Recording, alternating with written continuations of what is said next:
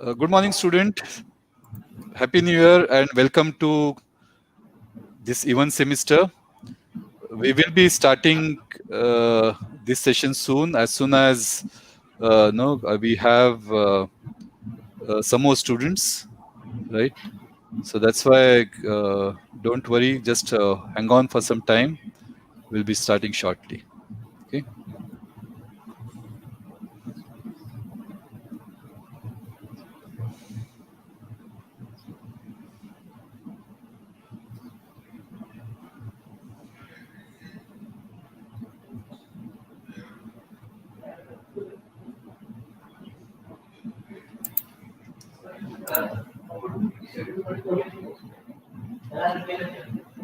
Shall I start, sir?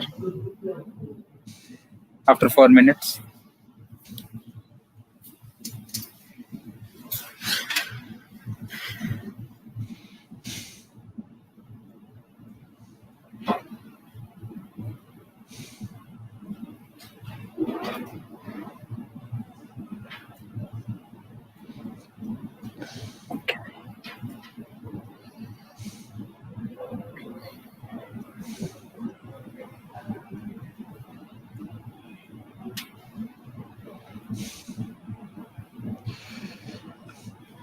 So Balkrishna sir, I'm dropping Yes, out. sir. I'll go to the other year stream and see what's happening. You can continue actually at 50. Huh? You can start. Okay, fine. I'll be there. Thank I'm not leaving. I'm just okay. I'm going to waiting room. So I'll be able to hear, but I won't be able to speak. Okay, Sure. fine, sir.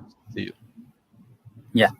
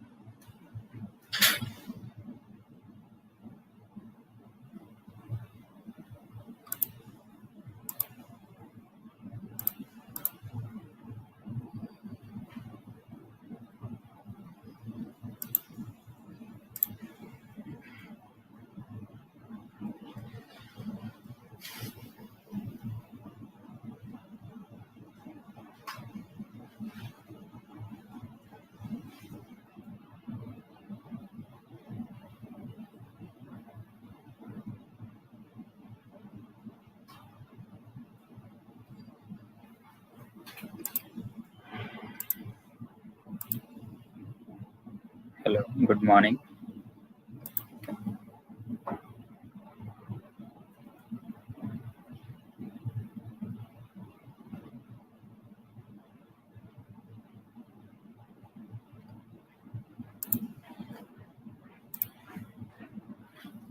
Hello, good morning.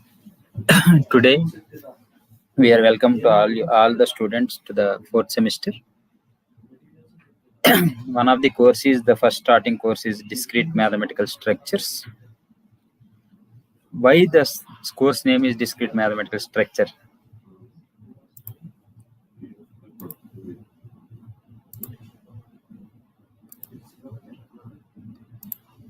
Why the course name is discrete mathematical structures? That is the first point. Discrete means it is just like a one type of mathematical models, mathematics only. But here we are discussing about the set theory as well as predicate logic, and as well as graph theory and number theory and another one is abstract algebra. These all together we are considered as the course of discrete mathematical structures, that is called DMS. In the short way you can say that. So in this course, agenda is that in this course we have only theory and some tutorial sessions will be there. So this is a 50-50 scheme, that 50 marks for the internal assessment marks and 50 marks for external examination.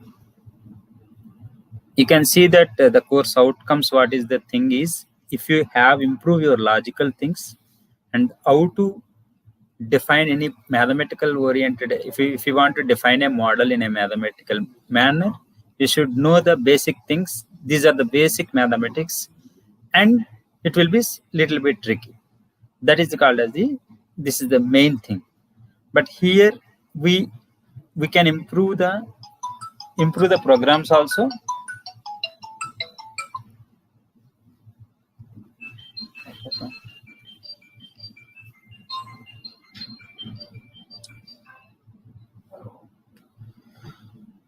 Improve the programming techniques. You can use Python or any other programming language. You can improve the things where the set intersections and set subtraction and set union, these all things can be possible. So there are 5 modules in the entire syllabus. The first module, you have the set theory some part, another one is functions, and some counting principles are there. There are 3 parts of this particular module. This module is very basic module in this particular entire syllabus. Without this module, we can't study anything, the upcoming modules. If you don't know the set theory, you are not able to define a functions, or if you are defining a graph, if you are defining a relation. These all things based on the set. So that's why the set is the major concept in the module 1. So everyone know about the set. What is set? If you know about exactly what is the set definition, vaguely some students will be give the answer like that. Set is a collection of objects. That is not the correct answer. One other way you can say that. You should be more specifically. You should speak about the answer while you are answering a question to any particular question. If you are giving in a objective question, if you are giving in a subjective question, you should be more specific. If you are not specific, the marks will be deducted. So those things will be, can be more importance will be there. Whereas while you are writing an answer to a particular question, that should be more important in the entire evolution of your scripts. So that's why you should be careful while writing a sentence also. So whereas in this particular thing, this particular set theory, I told that there are 3 particular divisions are there. One is the set theory, another one is relation functions, another one is counting principles. So second one, module 2, if you have the logic and proportional logic. I have class. Yeah. Tell me. What is the schedule for 4th semester? First 2 is you are taking. Yes, sir. Who is taking second? No, I don't know, sir. Senda, you are the leader for that 4th semester, Balkrishna. That is what he said. Sorry, but sir is not telling, sir. According to syllabus only, maybe.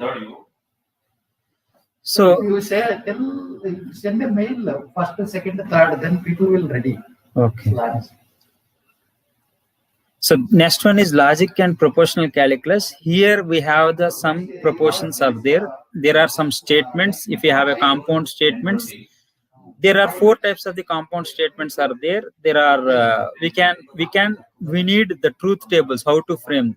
This particular module you already studied in the last semester of the practical knowledge about the logic and proportional calculus. If you studied in that digital logic, right? In the digital logic, you are used this one as in a particular programming or if you are in a truth tables like that, you are already studied. But here, what the thing is, we are not giving any practical point of view. This one, we will give some statements. You should write that truth tables, whether it is a tautology, whether it is a contradiction, whether the compound statement is true or false. You should say that. So you can ask a question like that here, where it will be used. It will be used in the sense if we can use this one in your whereas in whereas if conditions are there, right, where you are using, you already used this thing, but we need to study in a mathematical manner. That is called as the, here this particular module it will says that where it is used means if conditional statements you already studied in C language as well as in Python, in other programming languages also.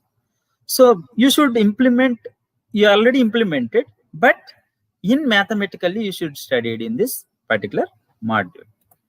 Module 3, this is entirely different, but it is very useful subject, that module 3, that is called graph theory. This graph theory is everywhere, it is there. If you are using in machine learning, if you want to design a graph, there is a decision trees and random forest. Those things, if you want to understand, this is the basic concepts to understand that particular task. Whereas if you want to study whereas in algorithms, data structures you already studied, I think. In data structures, what you are there are binary trees, ABL trees, and red block trees. Those trees also come under this particular graph theory. Where you want to find the shortest paths also we are calculating using graph theory. But this graph theory, while you define a graph, you should know that what is the relation, what is a function. These things are more important. Those functions properties are there, utilization of here in the graph theory. Whereas if you want to, you already studied about the subset and subset, those things at theory you already studied in 10th class. But whereas here subgraph, when the structure, if you that's why this paper name is discrete mathematical structures. When a structure, if you have, when it is a substructure, when you can say that substructure, it will taken from the main structure, then only you can say that is substructure. So this part is there, that is multi-graphs and isomorphic. These isomorphic and homomorphic, these are basically from you don't know the function, you don't define the isomorphic and homomorphic graphs. First of all, that's why it is a sequence. There is no disturbance in between the syllabus, but the syllabus is properly. So the module 1, what you studied in the subset and subgraph function onto function 1 function you have studied. If a function is 1 and onto, that is isomorphic. Like that you can apply that. Whereas in between two graphs, I give you two structures. How can you say that those two structures are isomorphic? How can you say that those two structures are similar? How can you say that those two paths are correct? How can you say that is a particular structure is a graph? These are all things we can study in the module 3. So this module 3 is very important. Whereas in your studying upcoming, whereas if you see that, if you see the machine learning concepts, as well as if you are seeing the algorithms, whereas you can where particularly traveling salesman problem, if you are using, you can use the graph theory concept only. The person who travel from one place to another place, we can, while we are traveling, we always see that just like one path, which is the shortest path we can take. For example, one problem is there. For example, one person is traveled from Bangalore to Delhi. If you want to travel from Bangalore to Delhi via Mumbai, you can travel. Why I want to travel to Delhi? Why should I go to Mumbai? It is not required, right? We can go straight travel also possible. So that way also you can see that, where if you see that why it is connected to Mumbai means it will be, maybe the cost will be effective and cost will be more cheaper. That way also you can see that type of problems it will be created in the module 3. And one more thing is, this module 3, it is more useful in your upcoming networks, computer networks. If you are designing computer network also, it will be useful. Then next one is properties of integer. This is entirely what is the thing is number theory. Number theory in the sense, if we play the problem with numbers. That one word you can say that there is an Euclidean algorithm. You can implement an Euclidean algorithm using some Python programming language. If you want to find the arithmetic fundamental theorem of arithmetic, also you can implement. And another one is congruence relations you can implement. These are all things you can develop in your programming skills in your using Python. You already studied previous semester Python, so that's why you can implement those programs. If you want to find a number is a prime number or not, you can implement that type of questions also. You can implement using Python. That is one your practical, your enhancing knowledge will be there in this particular module. Next module you can see that is called fifth module. In this module we are starting about algebraic structures. You already studied these things, groups and all these things, but this, if you are not studied also, we will give proper definition and proper examples and some where it will be useful. Where it will be useful in the sense, if you go for network security, we are using the fields and groups, subgroups. These all things are there.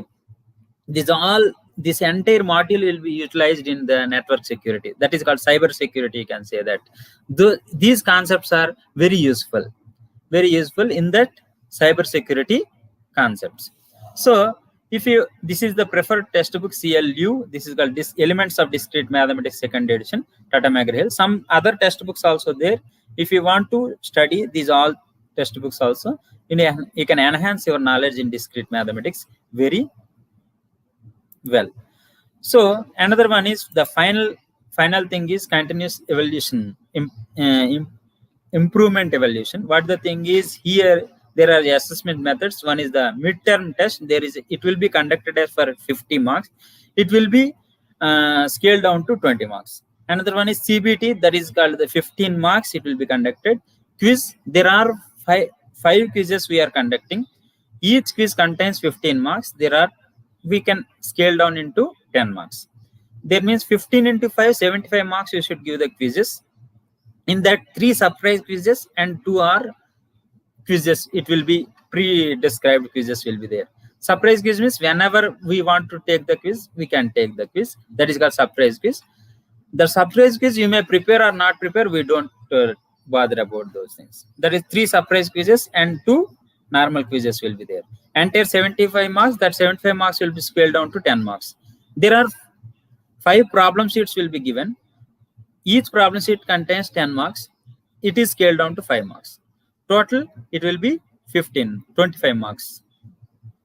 You can see here 20 plus 15, 35 plus 15.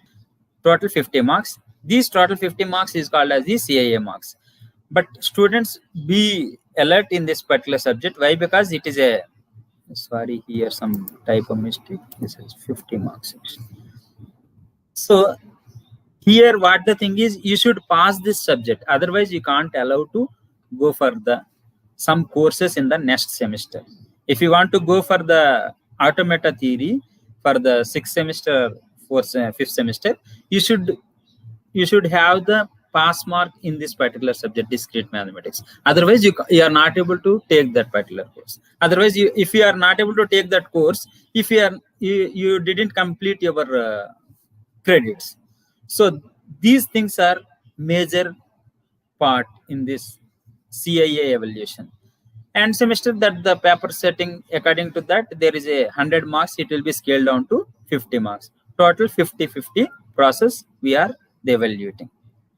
Any questions?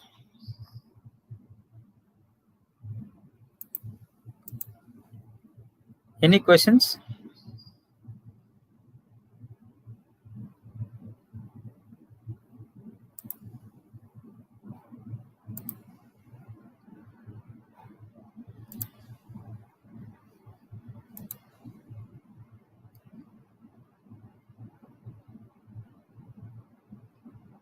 Any questions?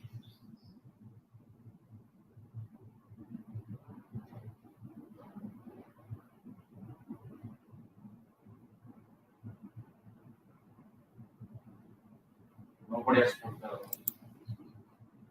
Yes, sir. Nobody put any questions.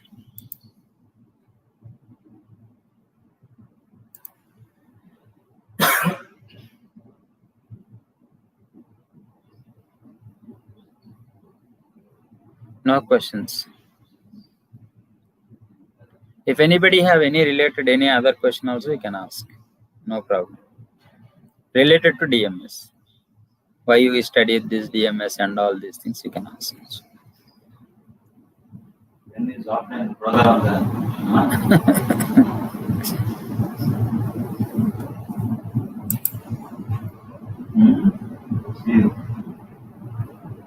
Yes, sir.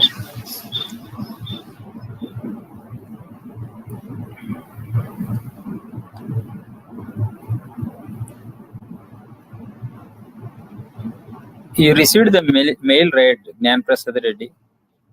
In that we mentioned if it is more safety, we can allow the offline courses, right? Offline classes, right? We are taking both sides. So if we should also safety and you are also safety, then it is good for both of us. No, Yeah, it's not completely online, This, but it is. Yeah, this Sanjay Jitni is here. So we also don't know the answer. So Yes, sir. when the decision is made, you will be informed, right? So right now it is no decision is made, so there is no answer. So just have a patience. This question is not valid right now. As soon as the decision is made, you will be informed. Fine. Okay. Any related to subject questions you can ask. Yeah. Please ask to the subject. Thanks.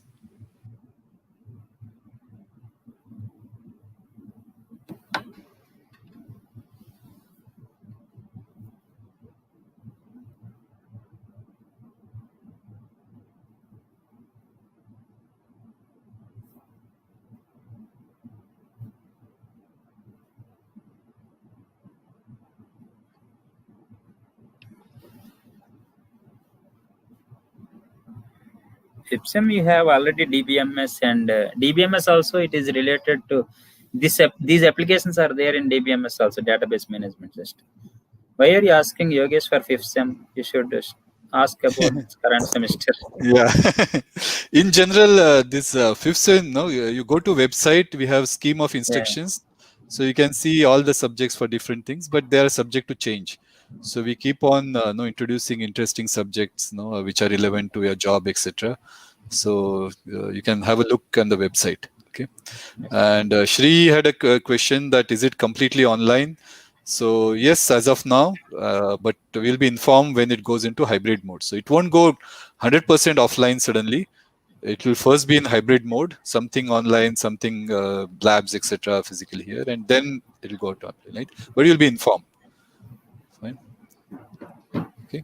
Sure. Okay. Thanks.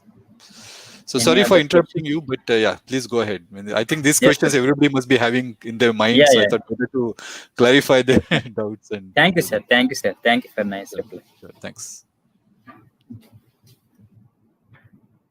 Any other questions?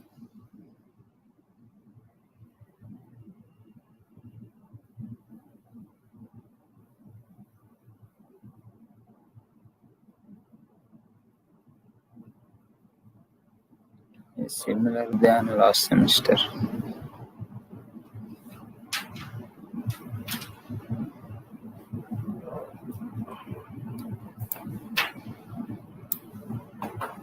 You can ask related to the DMS subject.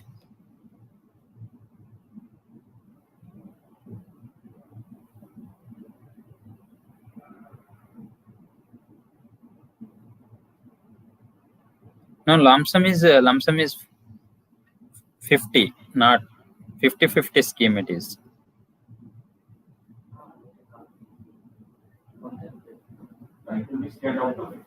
Scaled out to 50. Yeah, 50-50 scheme only it is. That is only some mistake happened in the slide. That is a top. I didn't observe that. That is a 50-50 scheme. Yeah, right. The scheme is 50-50, but across university for all years, because senior sir. years it is 40-60, 60-40 like that, right? So that's why we have made total marks summing up to 60, but we'll map according to whatever your scheme is. Okay. But all these CIA, that is your continuous internal evaluation, will be 60 only, which will be mapped.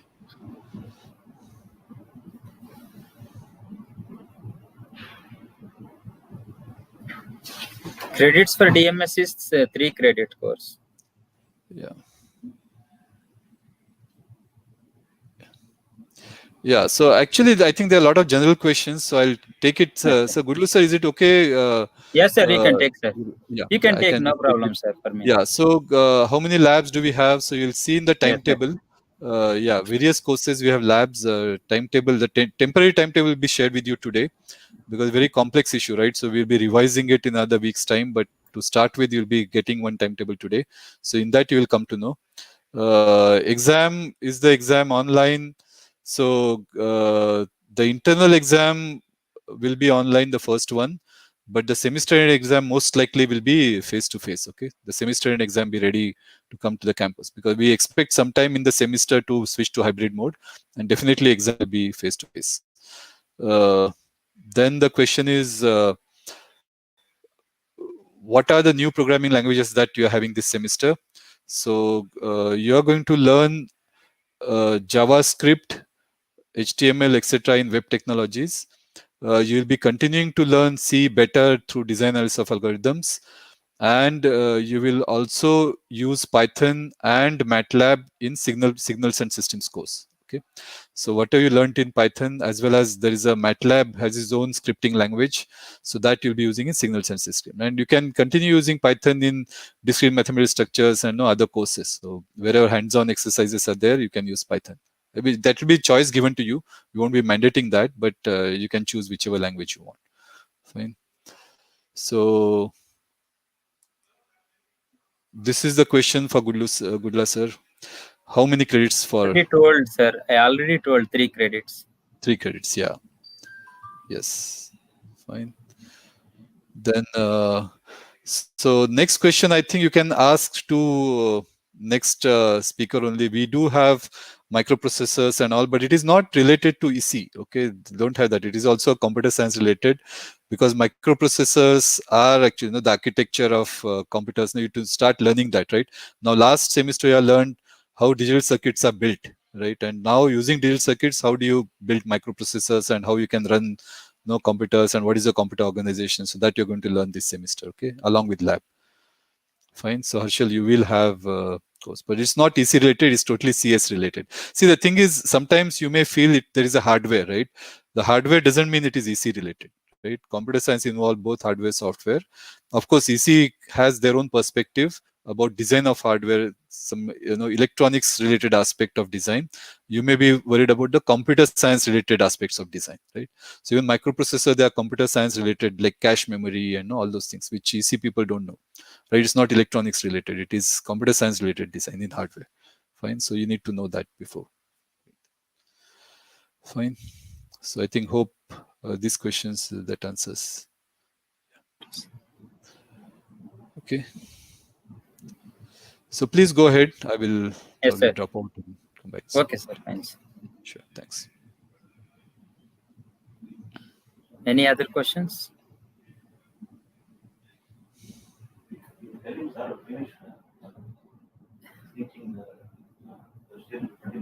No, actually, you told 40 minutes. Any other questions?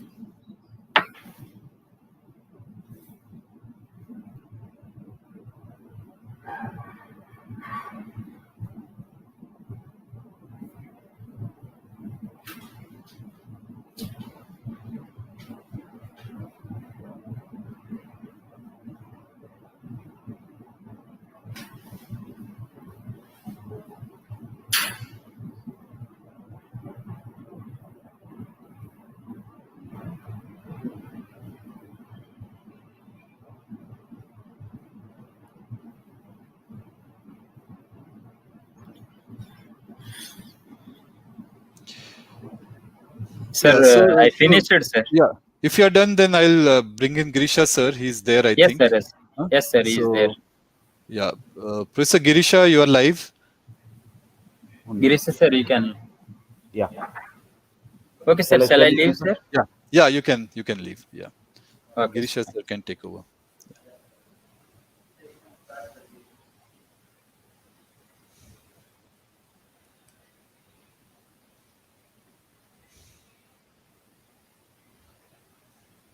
Am I audible, sir? Yes, you are audible, but little low volume. If you can increase volume, that will be good.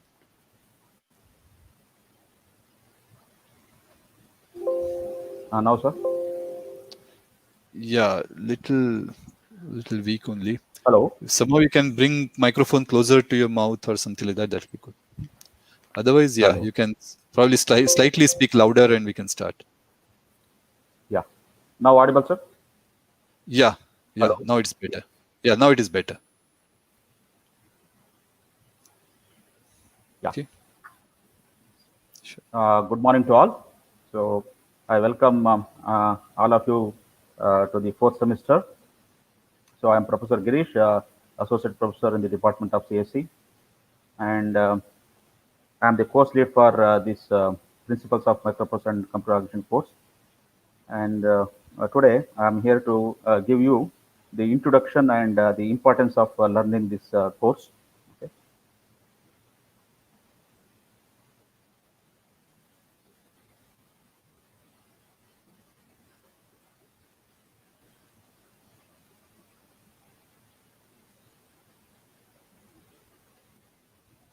Hello. I'm audible, sir. Hello. Hello.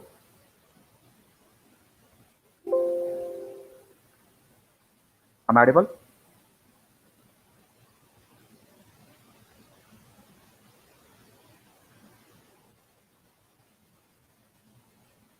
Hello.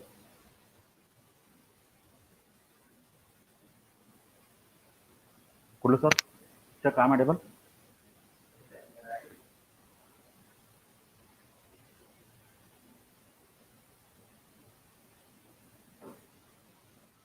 You see my screen? Yeah. Yeah. The course name is the Principles of Microprocessor and Computer Organization. Okay. And the course code is 19 CS 2402. So this is the today's agenda. So first you will learn the importance of microprocessor and computer organization. So why one has to study the microprocessor and computer organization, and then we will take you to the introduction of the course, then the course outline, that is syllabus handouts, and then the assessment methods used for evaluating this course. Yeah. So first we start with the most important component, the CPU, the processor. Um, why it is important to learn the microprocessor? So the first point is, as you know that the microprocessor is the core of the computer system. So there is microprocessor is the heart of computer, and it is important part of the computer also. So it does all the processing, as you know. So if we do not learn it, we don't know how the computer mechanism is actually working. And the second point, nowadays many communication, digital entertainment, portable devices are controlled by them, isn't it? So think of the smart machines nowadays. So think about the self-driving cars, your mobile phones, um, or any device, okay, with built-in intelligence. So what governs this intelligence? So answer is the microprocessor. Okay. Next point. Designer should know what type of components he needs, ways to reduce production cost and product reliable. Okay, that means the cost and time. Okay, that means you might work on a microprocessor based system. Then you have to choose um, the microprocessors that typically use less power, um, uh, operate more efficiently, and cost less to design the system. Okay.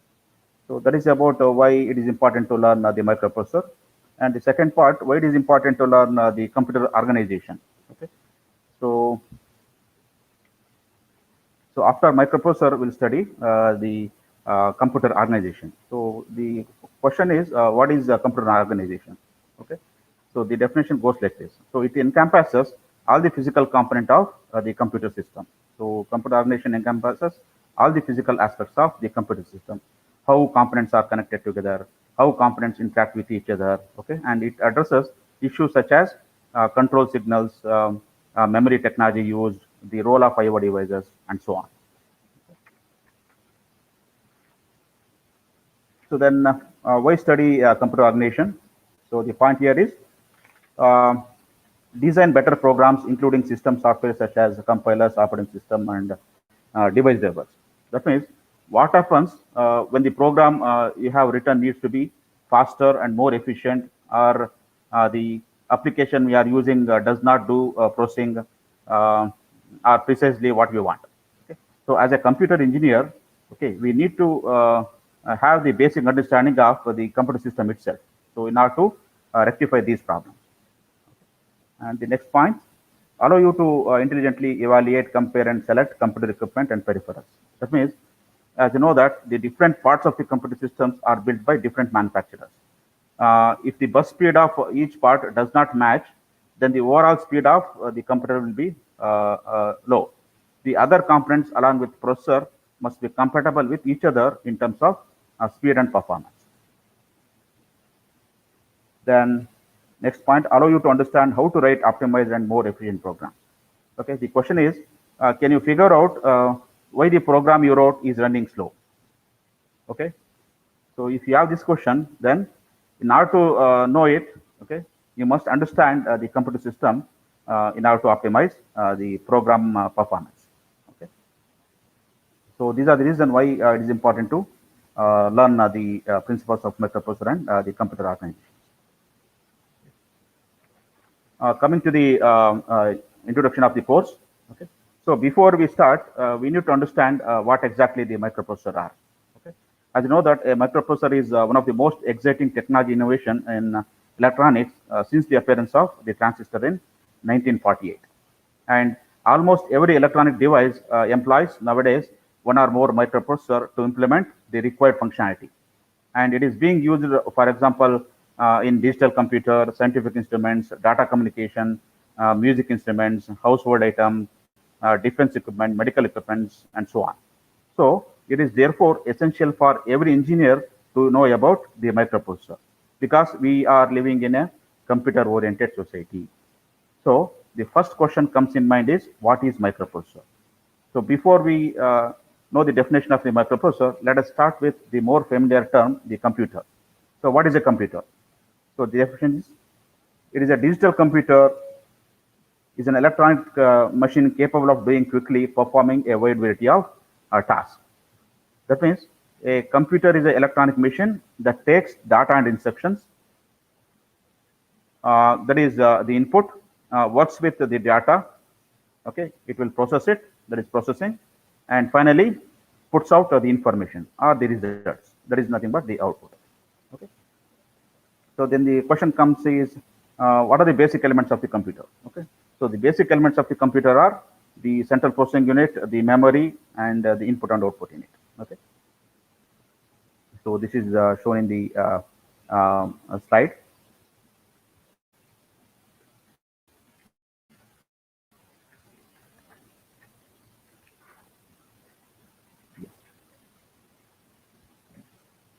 So then how this CPU works? So as you know that the central processing unit translates instructions, performs arithmetic or logical operations, and temporarily stores instruction data in the internal high-speed registers. And what is memory? The memory stores program, the data. Okay. And what are input and output units? The input and output units interface the computer with the external devices, such as the keyboard and the display. Okay.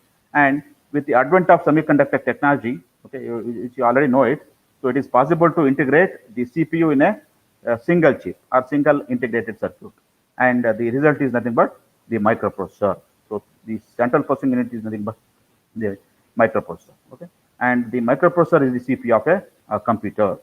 So what it does, it controls what computer does. So as the technology has progressed, microprocessors have become faster, smaller, and capable of doing more work per clock cycle. Okay. And then one more definition is a computer is a programmable device. That means you can program microprocessor to perform a certain task for different situations. Okay. So every job of microprocessor does is broken down into a set of operations with a coded instructions for each task. And the list of instructions is called a program. Okay. Then what is microprocessor? So coming to the definition, the CPU built on a single IC is called a microprocessor.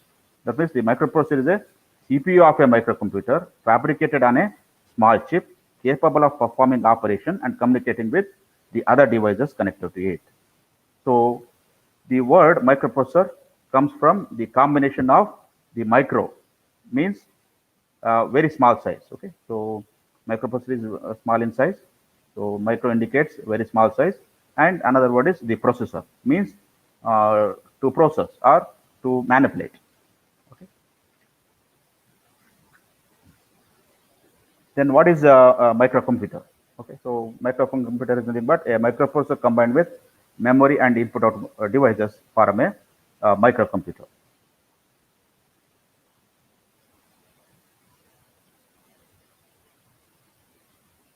That means the term microcomputer is used to describe a system that includes the microprocessor, the memory, the input and output unit. Okay, it is nothing but the PCs. Okay, your PCs are nothing but the microcomputer.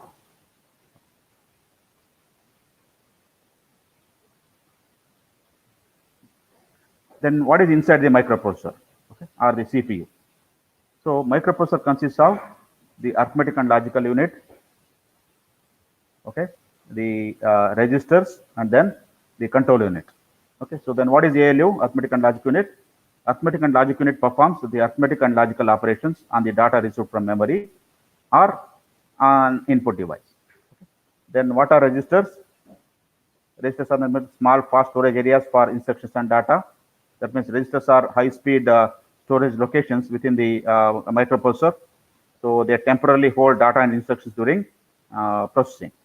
Okay, in order to increase the speed of executing the instructions.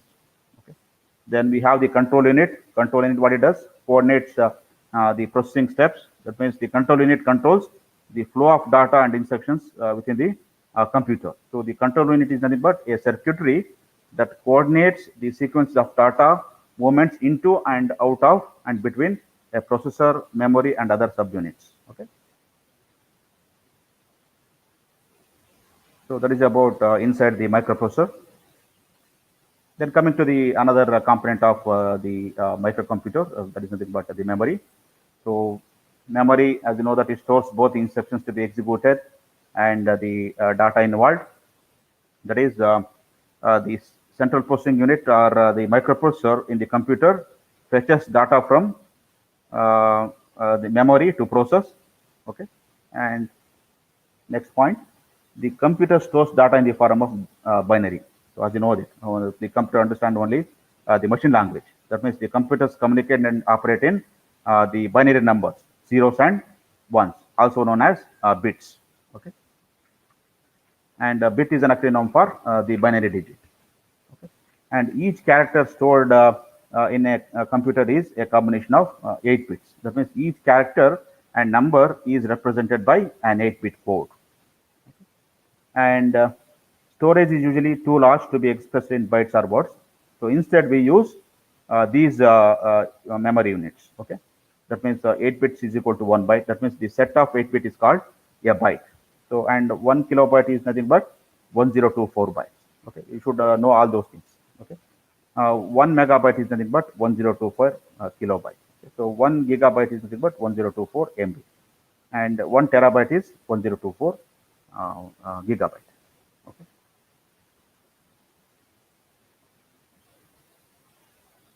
So for learning the microprocessor, you should know these memory units or memory size properly.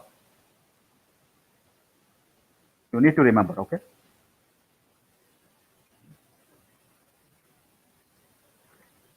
Coming to the course description. Okay. So this principles of microprocessor and computer organization introduces the basic concepts of the Intel Corporation 8086 microprocessor, exclusively the 8086 microprocessor, which is a 16-bit microprocessor. Okay, and you will learn the assembly language programming. So how to program 8086 using the assembly language. Okay, and the topics you are going to learn include the microprocessor evolution, the microprocessor architecture, the assembly language programming with 8086. Okay, and how to interface the 8086 microprocessor with peripheral devices or the input-output devices and so on. Okay. And in the second part, you are going to learn the computer organization. That means the second part covers the basic organization of the computer system. So here you will learn the concepts of the data representation, data path and control unit design of processors. Okay, and then lastly, you will learn the performance of the microprocessor with pipelining. Okay,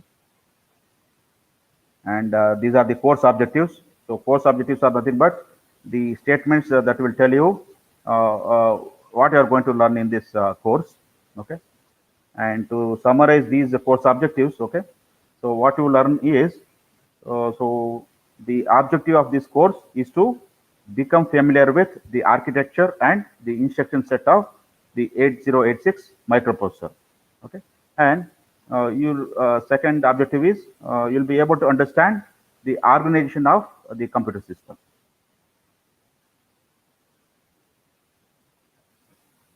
So prerequisite for learning this is uh, basics of computer is enough. Okay, and knowing of any one high level language like C programming. Okay, that is enough. And course outcomes, coming to the course outcomes. Okay, these are the statements that will tell you so what you will be able to do at the end of the course. Okay, so at the end of the course, the first course outcome is you should be able to identify the basic building blocks of the 8086 microprocessor and use the addressing modes for executing program efficiently. That means, so you will understand the main components and working principles of the 8086 microprocessor and the Pentium microprocessor. Okay, and the second course outcome is you should be able to develop 8086 assembly language programs using modern assembler tools. So that is, you should be able to program and debug the assembly language program. Okay. And the third outcome, you should be able to design interfacing of IO devices to 8086. That means you should have the ability to interface between the 8086 microprocessor and the peripheral devices. Okay, for various tasks. Okay. Say, for example, you may interface the 8086 microprocessor with the stepper motor to drive the stepper motor. Okay, so you need to be able to interface your 8086 microprocessor with the keyboard, okay, or display, so like that. And the fourth outcome, you should be able to design the data part and control part of a processor.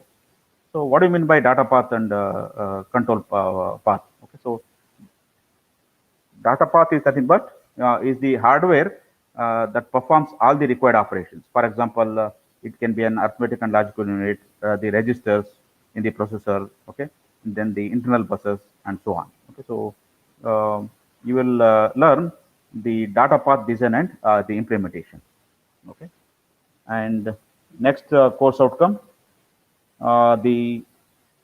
you should be able to design the different memory blocks. That means you should be able to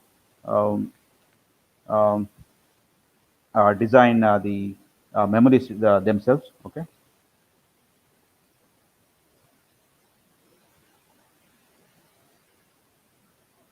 And the sixth course outcome, you should be able to understand the pipeline processing. So what do you mean by pipelining? So pipelining is nothing but a technique where multiple instructions are overlapped during execution. So what is the advantage of pipelining? So advantage is it speeds up the execution of the instruction. Okay. So these are the outcomes of the studying this course.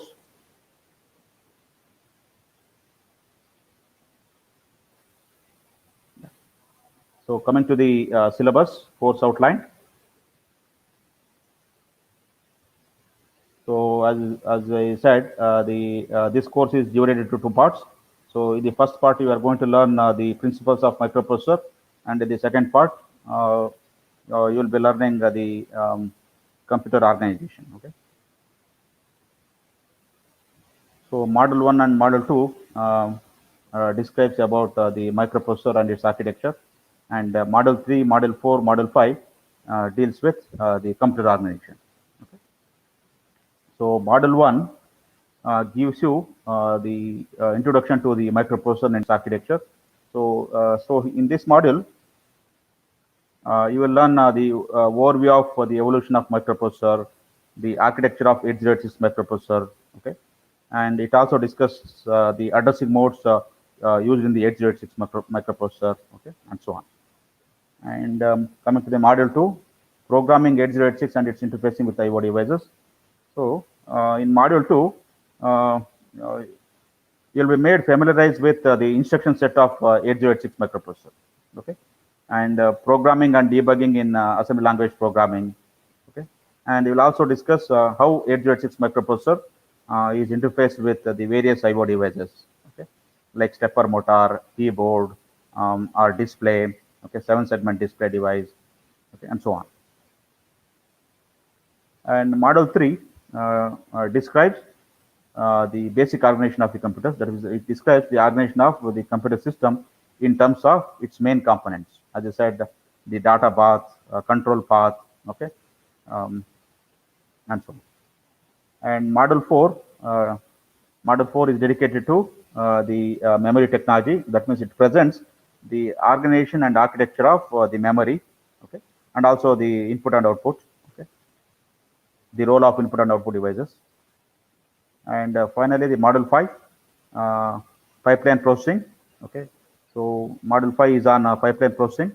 So as I said, the concept of pipelining is explained here, and the way it can speed up the processing is illustrated with a few examples. And the textbook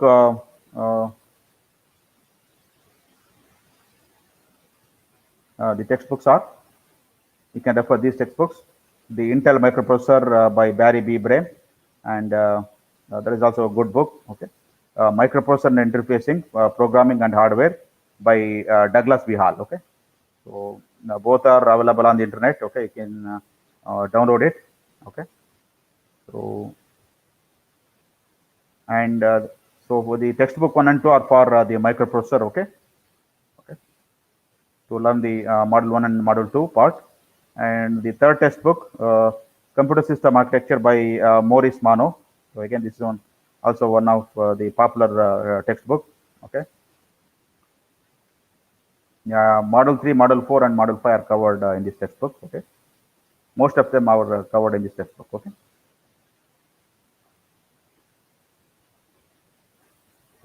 So coming to the assessment, okay. So as you saw in the discrete mathematics structure course, okay, it is similar to that, okay. So scheme is 50-50, okay. That means continuous improvement evaluation is evaluated for 50 marks, and semester end examination is for 50 marks. That means, so CIE will conduct for 60 marks and will scale down to 50 marks, okay. And what are the assessment methods for the CIE? Okay, you'll have the midterm test, okay, 25 marks, quiz for 10 marks, and other assessments, okay. So this will split up other assessments, will give it later, okay. So it will be given by your respective teachers, okay, who are going to handle this course, okay. And the semester end examination is for 60 marks, so it will be scaled down to 50 marks, okay. Again, that depends upon the examination section, okay. So they may conduct it for 100 marks, so they can, or they will reduce it for 50 marks, okay. Yeah. So that's all about the understanding of this course, okay. Thanks you all for joining, okay. If any questions, you can ask.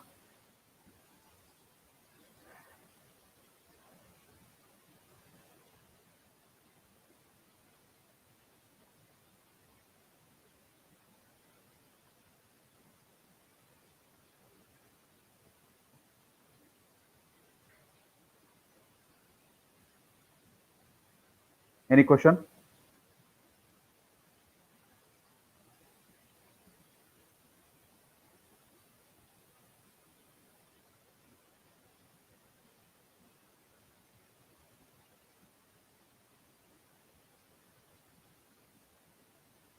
Yeah, any questions?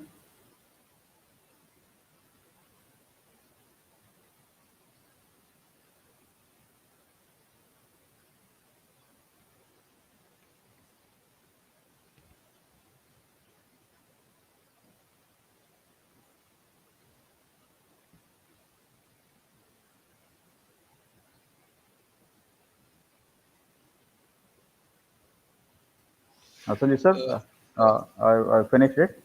Any questions, students?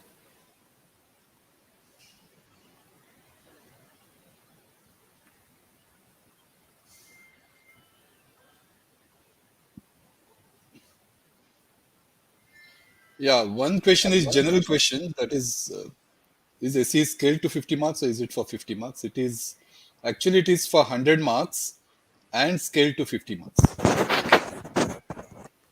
Yeah, true. Semester end exam is for 100 marks. Yeah. Then yeah. So Girisha sir, you can take this question. Is this subject feelings about electronics stuff or there is no question of electronic or CS here. So, uh, as a computer engineer, you have to learn both hardware and software. Okay.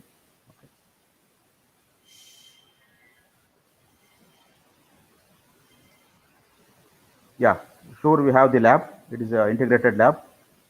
Okay. So, yeah. And, it's a topic easy to understand. I don't know how to answer this, but is it easy to understand? Yeah.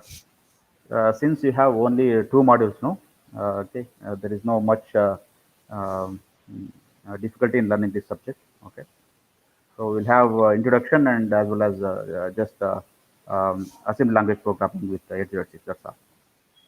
Easy, easy going. Yeah. So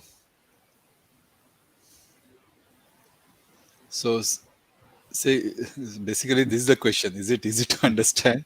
And she thinks it is difficult. So I don't know.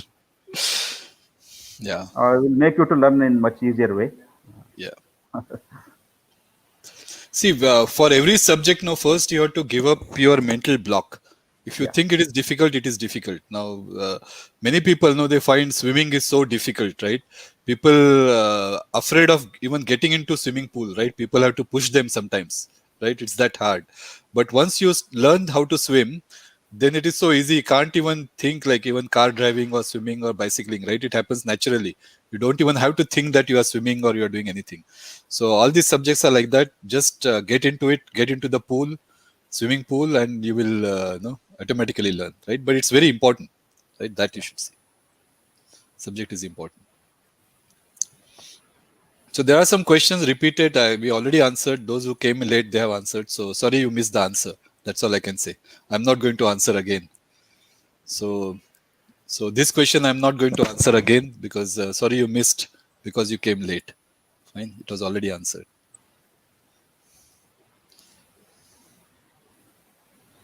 This is a question for Professor Girisha. yes. So we uh, programming is there. Okay, we have some MASM assemblers. Okay, through MASM assembler you can code uh, uh, the 806 programs. Okay, yeah, Sure. that will show it online. Yeah, and once the college decides to have offline labs, then we'll start with we have kits, microprocessor kits. So then that time Yeah, onwards, it could be with on the hands-on kits. and something. But that date is not known yet. Okay, as soon as it's decided, we'll let you know.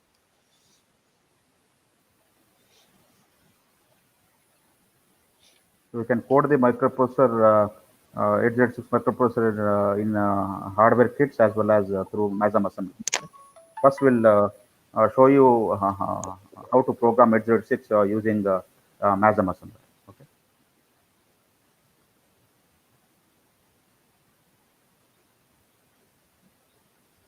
Any other question?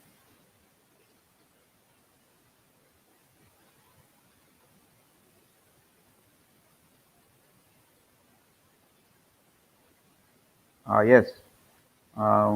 we have the software that is Microsoft Macro Assembler, MASM. Okay. So when lab classes are conducted, no, we'll forward all these softwares. Okay. So we'll also tell you how to install it and how to work on it. Okay, step by step. There are many assemblers available like MASM, TASM. Okay, Turbo Assembler is also there.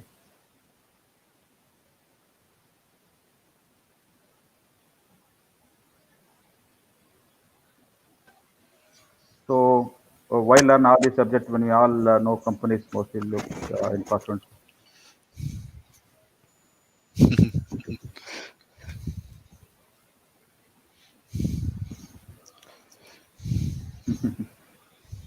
Yeah, you will like to answer that. Yeah. Suppose what you will do if you get a job in embedded system, okay? Then you will know, you should know, have the all the understanding concepts of this microprocessor, okay, and the organization of the various components of microprocessors or microcomputer and so on. Okay, you need it. You need it. Yeah, let me, sir, let me try to answer this question. See, yes, it is true that some companies look for problem solving skills and data structures or whatever, some basic programming skills, etc. Right? They're not looking for all these advanced topics because the type of work is like that, right? So these are kind of mass recruiters, what we say. They will hire in hundreds and thousands, etc. The salary will be medium. I would not say low, they're quite good, but at the same time, no, they're not high salaries, right? Because once they recruit you, they'll put you into 3 to 6 months of training or on the bench, what they call, right? Bench in the sense that they'll keep on giving some small internal projects which you do till some real project comes from the customer, right? So in that project also you may be doing some support activity, some activity you may not learn like that, right? So yes, if you're looking for those jobs, then you don't need to learn all these things. Just improve your problem solving skills and some basic skills. You'll get those jobs. They'll be decently paying. But if you want to design products, right? If you want to do something innovative, right, then you need to have a good foundation in all these things. Just with problem solving and data structure, suppose you have to suppose you are starting a company like Ola, right, and you have to write the Ola app, right? It's all, Ola is just a platform, right? They don't own any cars, but you have to develop that platform. Then can you do that with just problem solving skill and data structures? No, you need a lot of other skills. You need to know about cloud computing, machine learning, even architectures, communications, right? How these all mobiles are going to connect, right? How we are going to communicate in remote part of the city, right? So all kinds of things. So you require all those aspects, right? Just take one simple example, right? Like Ola app, right? Or Ola platform, which is IT based platform, right? Then you will understand why you need to know all these things. Fine, because it also requires some devices. There are some special devices. So which kind of processor will you put there? Will you use the standard processor? Will you use some, there are specialized processors available, right? So when you design systems which require that, yes, definitely you need to all those things. That's why you are giving degree, right? Otherwise, there are companies who are, taking 12th standard students also. Not that they are not good. I mean, companies are also doing well and the students are also doing well. But right, so this is there they learn afterwards, right? Here you got opportunity to learn. So that's my quick answer.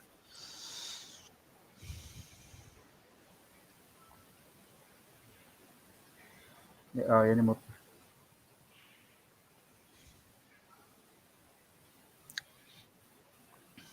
Yeah, of course you can contact teachers, faculty. No problem. We'll help you out in debugging.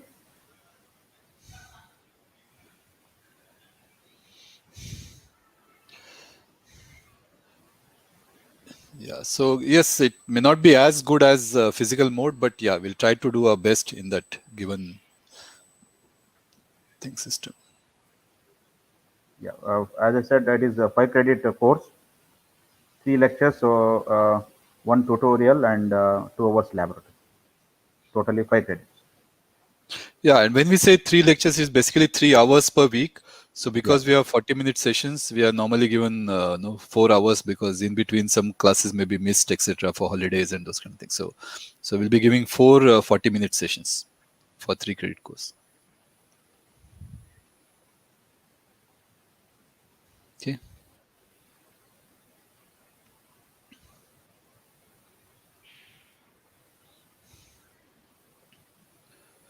So I think students can take break if you are done, and as per the timetable, like regular slots, will start the next session. Okay, Next is so design and analysis of algorithms. yeah, so you can come back after that next slot. Okay, sure. Okay, thank you all. Yeah, thank you. Wait for the ADA class. Okay.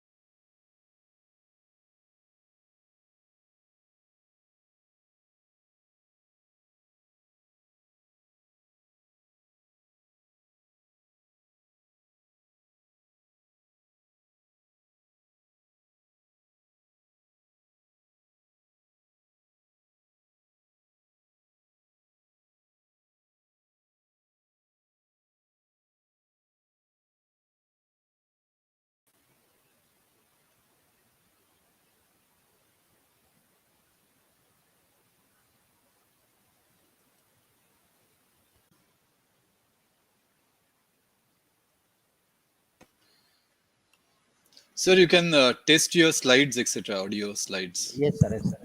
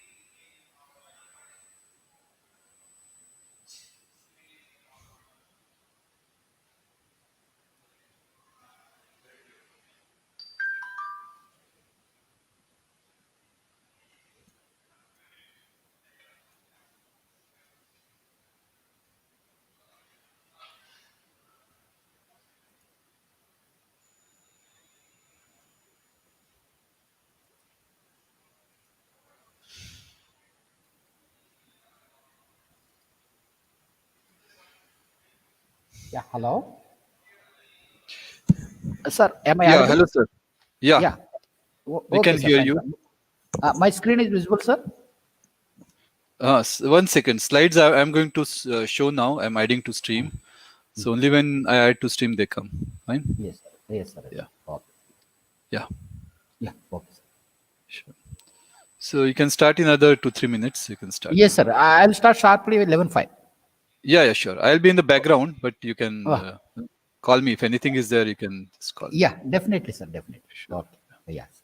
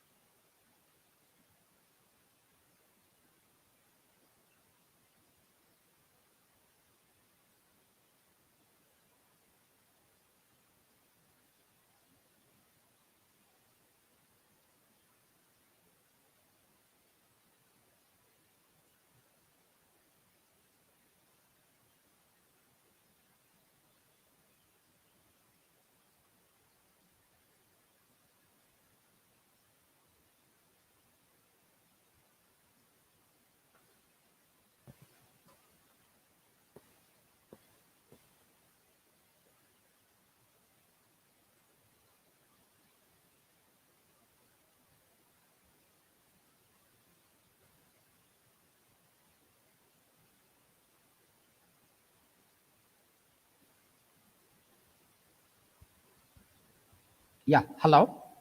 Good morning to all.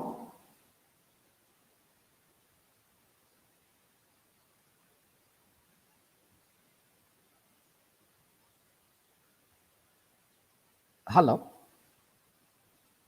Sanjay, sir.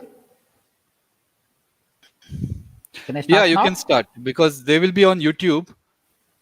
Yeah. Can I start now, sir? Yeah, you 11:05. please start. Please start. Yeah. Yeah. Yeah. Okay, sir. Okay, sir. Fine, fine. Yeah. Once again, good morning to all. A warm welcome to our course Design and Analysis of Algorithms. Right. So this is for fourth semester. It is one of the most important core subject. So now I will give you a complete overview about the design and analysis of algorithms. Right. So I'll show you the complete syllabus, not in a module wise. I'll give a course outline. So before that, what is important of this course and what is the course outline, what are the course objectives, and if time permits, I'll give a brief introduction about that also. Right. So shall we move to the first slide? Yes, the course title is Design and Analysis of Algorithms. So the course code is better to make a note everyone, 19 CS 2403. So today we have a course overview session. So myself is a Dr. Bondu Venkateswarlu. You can call me as a Dr. Bondu, Associate Professor in Computer Science Department. Right. So we had a big team. So total all 7 sections are there. Other 7 faculty will be accommodate to you in the next from tomorrow onwards in their respective sections. So today all we have a discuss about the complete course overview, right? So now before we start the course overview, what actually the course about? So why we have to need to study the design and analysis of algorithms? I'll talk about a little prerequisites about this. So I hope you people are completed computer program, fundamental computer programming and data structures in your previous semesters. So in a data structures, what you learn? So what actually the data structures highlighted and all. So what is the additional importance in the design and analysis of algorithms? So that is what you people needs to understand. So why we need to highlight more on design and analysis of algorithms? So what is the importance? When you go for to move to company, what is the importance of this course for your career and all? So that and all we need to discuss in this session only. So coming to the course, what is a course about? So here I specified the theoretical study of a design and analysis of algorithms. So what actually theoretical study, what actually the experimental study? You need to understand the difference between these 2 terms. So theoretical study and experimental study. I'll come to that point when we discuss about the complexities and all. Right. So what actually this course is highlighted. So what you learned theoretical study of a design. So based on that design, you have to analyze your algorithms. So within this analysis, you need to be concentrate the complete certain key points. So that we highlighted here the basic goals of an algorithm. So that means when you have to start this course, you need to keep it in your mind these minimum goals. What actually the goals highlighted here, it always correct, always terminates at this class performance. When you have to satisfy the always correct, always terminates, you need to highlight it to verify the performance. So performance is the most important key factor when you are talking about algorithm design analysis, right? So when you are talking about the problem algorithm stage, you need to specify your algorithm should be always correct and it should be always terminates. That indicates it should not be enter into infinite loop. So this is what actually. So when it comes to performance point of view, see here performance often draws the line between what is possible and what is impossible. So that means you have to highlight what algorithm you are developed to solve a particular problem. So in that problem, so what is the performance of that particular algorithm? So that algorithm performance should be specified to possible solution to solve, and it is important. You need to highlight in the performance. What actually our main motto is to study about the performance analysis, especially for analysis point of view. So these are very, very short specified goals. You need to keep it in your mind for your career point of view. Why? Because you become a software analyst, you become an algorithm designer in your company. So when you have to design an algorithm for a particular problem or a particular project, you need to keep it in your mind. Your algorithm should be always correct. And your algorithm should be always terminates. After that, you need to specify the performance of your algorithm. So how to make it to measure the performance? So what and all the measurements is required? So that and all we have to discuss in our continuous talk. So this is what actually the briefly highlighted the course about. So based on this, we have to learn so much in this course. So in the theoretical point of view, at the same time, we have to concentrate on experimental study point of view. So that is why in this course is added for a laboratory also. Design and analysis of algorithms, a theory course, Plus, you have to concentrate much more on laboratory. So that indicates as a practical work point of view. So this is what briefly about this course. So now we'll go for to see what are the course objectives. So of course, when you complete this course, you need to justify yourself, do you reach to these objectives or not. So that is what the next slide.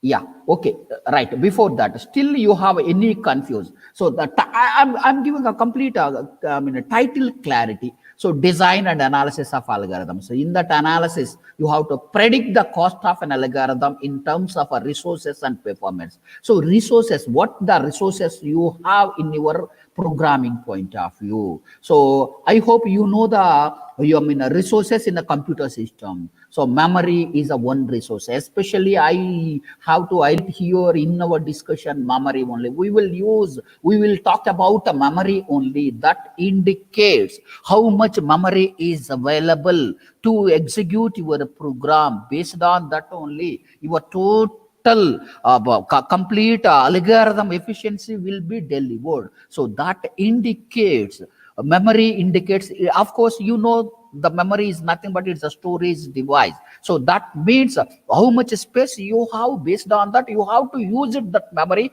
in an efficient way. So that automatically highlighted the performance of your algorithm. So that in another one is in the resources. You need to concentrate on what is a time. Here the cost indicates as how much time it takes to execute the complete program and how much space it requires to accommodate in the memory. That both together will come to highlight in a performance. So you have to analyze the both together. That comes to in analysis point of view. So that is what please understand this key term. Analysis is very, very important. So that only we need to concentrate in our throughout the syllabus. So what actually, I'll give a small example for that. For example, I hope you all are comfortable to write an algorithms for sorting techniques. Maybe of course, in a bubble sort, insertion sort, selection sort, quick sort, merge sort, and all. So somebody works on that sorting techniques also. Right. So when you're talking about the performance of each sorting technique, so somebody develops algorithm in their own mind, somebody using certain key techniques and all to write in a shortcut way, but finally the output is the same. Right. So in that particular manner, when you have to see the complete complexity analysis of all the algorithms, some algorithms complexity is very, very high. Where, for example, we will consider bubble sort, the worst case complexity is n square. And when it comes to the merge sort, the worst case complexity is order of n log n. So that means comparatively bubble sort, the worst case complexity of a merge sort is far better. So that means here you have to concentrate whatever the total list of elements, you need to make it to arrange in a sorted order. You go for to choose on which algorithm is suitable on basis of performance point of view. So you need to develop an algorithm. So that indicates whenever you have a problem, you need to develop an algorithm. You need to keep it in your mind that algorithm should satisfy the better performance analysis. So that is what here the analysis highlights. Predict the cost of an algorithm in terms of resources and performance. So resources and performance both in terms of time and space. Better to keep it in your mind in our easiest terms. So based on that, you have to predict the algorithm efficiency when it is in algorithm stage, not in a programming stage. So that you have to highlight. We have to learn about algorithm analysis. Right. So coming to design. So design algorithms which minimize the cost. So actually in the design mainly will be concentrate on to occupy the space in memory. You have to design algorithm in an efficient way. Obviously, that will occupy in a memory in very less space. If it occupies in a memory very less space, you can utilize the memory in an efficient way. So that is the intention. So due to that reason, when you have a problem, you develop an algorithm, you have to design that algorithm in an efficient way that should occupy the memory in a very less space. If it occupies a memory in a very less space, automatically processor fetches the instruction from memory, executes. So I hope you know the instruction execution cycle and all. So in that instruction execution cycle, processor always, here we use the technique is a swapping, swap in and swap out. So that means the processor fetches the instruction from memory and executes. After that again, swap out and executes again. It should be. So that is the technique. So you, whatever the memory space available, so you can use it, that memory, in an efficient way. That means you have to execute more number of programs. Obviously, you will get a much more throughput from the system. So that is what the interlinked between the total two key terms of space and time and all. So this is what the main objective of your title. I hope you got a clarity about your title. Please understand the title clarification. So if you are not get a clarity on the title, obviously you will not follow the complete syllabus. Please try to understand the title properly. So that is a design and analysis of algorithms. So you need to design an algorithm of a particular problem. After that, you have to analyze that algorithm in an efficient way. That indicates, specify the algorithm performance and all. So that notations and all we'll have a discuss in our continuous talk and all. So this is what the title clarity. So if you have any confused, please when you have a regular classes, you have to raise a question to your class teacher, that particular faculty. They will give a clarity. Again, please understand, don't neglect. So title clarity is a very, very important. So again, I'm telling you, design and analysis of algorithms. So we have to analyze the total algorithm based on that appropriate design. So I hope you get a clarity on that. So now we'll go for to see the course objectives. Yeah, so these are the course objectives. So now here, so I highlighted certain core objectives. So once you got completed the course, you need to verify yourself you reached these course objectives or not. So please, everyone should concentrate on your course objectives. So what is the parameter for your, a course completion and all? These objectives are one parameter. You have to verify yourself. Did you completed all these course objectives properly or not? I am highlighted one by one. This course introduces the students to the analysis and the design of a computer algorithms. That is what we discussed in our earlier slide and earlier discussion. That is nothing but a complete course clarity and all. Upon completion of this course, students will be able to do the following. First one, analyze the asymptotic performance of algorithms. So asymptotic performance is nothing but some asymptotic notations. I will give a brief clue also. Asymptotic notations is nothing but like an best case, average case, worst case, or a complexity analysis of your algorithm. What algorithm you develop a particular problem. So for that you have to specify the asymptotic performance of algorithm. That means here we are doing an experimental. A certain asymptotic representative when it is an algorithm stage. So you are doing that one. So when your algorithm should be converted into experimental, that means in a program and execution. So you need to verify thoroughly with an example of input. So that is what the first objective. Second one, demonstrate a familiarity with the major algorithms and data structures. What are all the major algorithms? You have to take any problem. So many problems are there. So many real-time problems are there. For example, network router algorithms. You go for to use it as some graph algorithms, like a single source shortest path, all pair shortest path. So many graph algorithms are there. You can implement these graph algorithms with taking an application of a network routing algorithms. So like that, you have to use it as some major algorithms, develop the data structure and design that algorithm. Then you have to analyze the performance and all. So that is what actually here demonstrate a familiarity with the major algorithms. So I'll give a small example. Not only that, certain another general application oriented problems like a TSP, traveling salesperson problem. So how the traveling salesperson problem will solve? Even searching algorithm, graph algorithm, so many graph algorithms are there. So these and all, that is the second objective you need to concentrate. Coming to the third objective, apply important algorithmic design paradigms and methods of analysis. What are all the algorithm paradigms? So don't get confused. Algorithm paradigms is nothing but algorithm design techniques. So that means, for example, I will give one example of algorithm paradigm, that is a divide and conquer method. So divide and conquer method. It's a simple how the total problem is divided into small pieces. So after that, you have to conquer the solution and deliver the output as a single total problem. So that is how the divide and conquer problem will implement for your general solution. Like for example, you people are all are comfortable for our sorting techniques like a quick sort and mass sort. So not only that, you people knows the matrix multiplication. So what actually the matrix multiplication time complexity? So after this session, you go and verify the matrix multiplication time complexity is order of n cube. So when you have to apply the divide and conquer technique, so the matrix multiplication time complexity, we go for to reduce it order of n power 2 power n power 2.81 only. So how it comes to reduce? By using a stressless matrix multiplication based on the divide and conquer technique. So that is the one thing. Not only that, dynamic programming. So that is another algorithm design paradigm. Not only that, backtracking.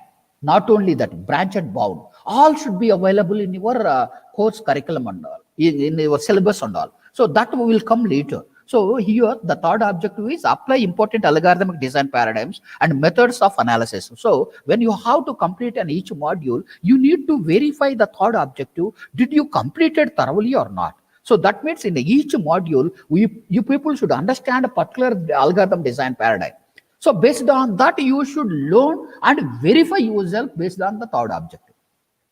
And coming to the fourth objective, so that is synthesize efficient algorithms in common engineering design situations. So what and all the common design situations, you have to synthesize your algorithms. So these four are main objectives we defined here. And one more thing, you people keep it in your mind. Once you have to complete the course, everyone should verify these course objectives. So why? Because if you have to enter into as a software professional, software engineer without algorithm design techniques or algorithm design knowledge, you cannot become a good software programmer. That means if you handle a problem to solve, you need to design a proper algorithm.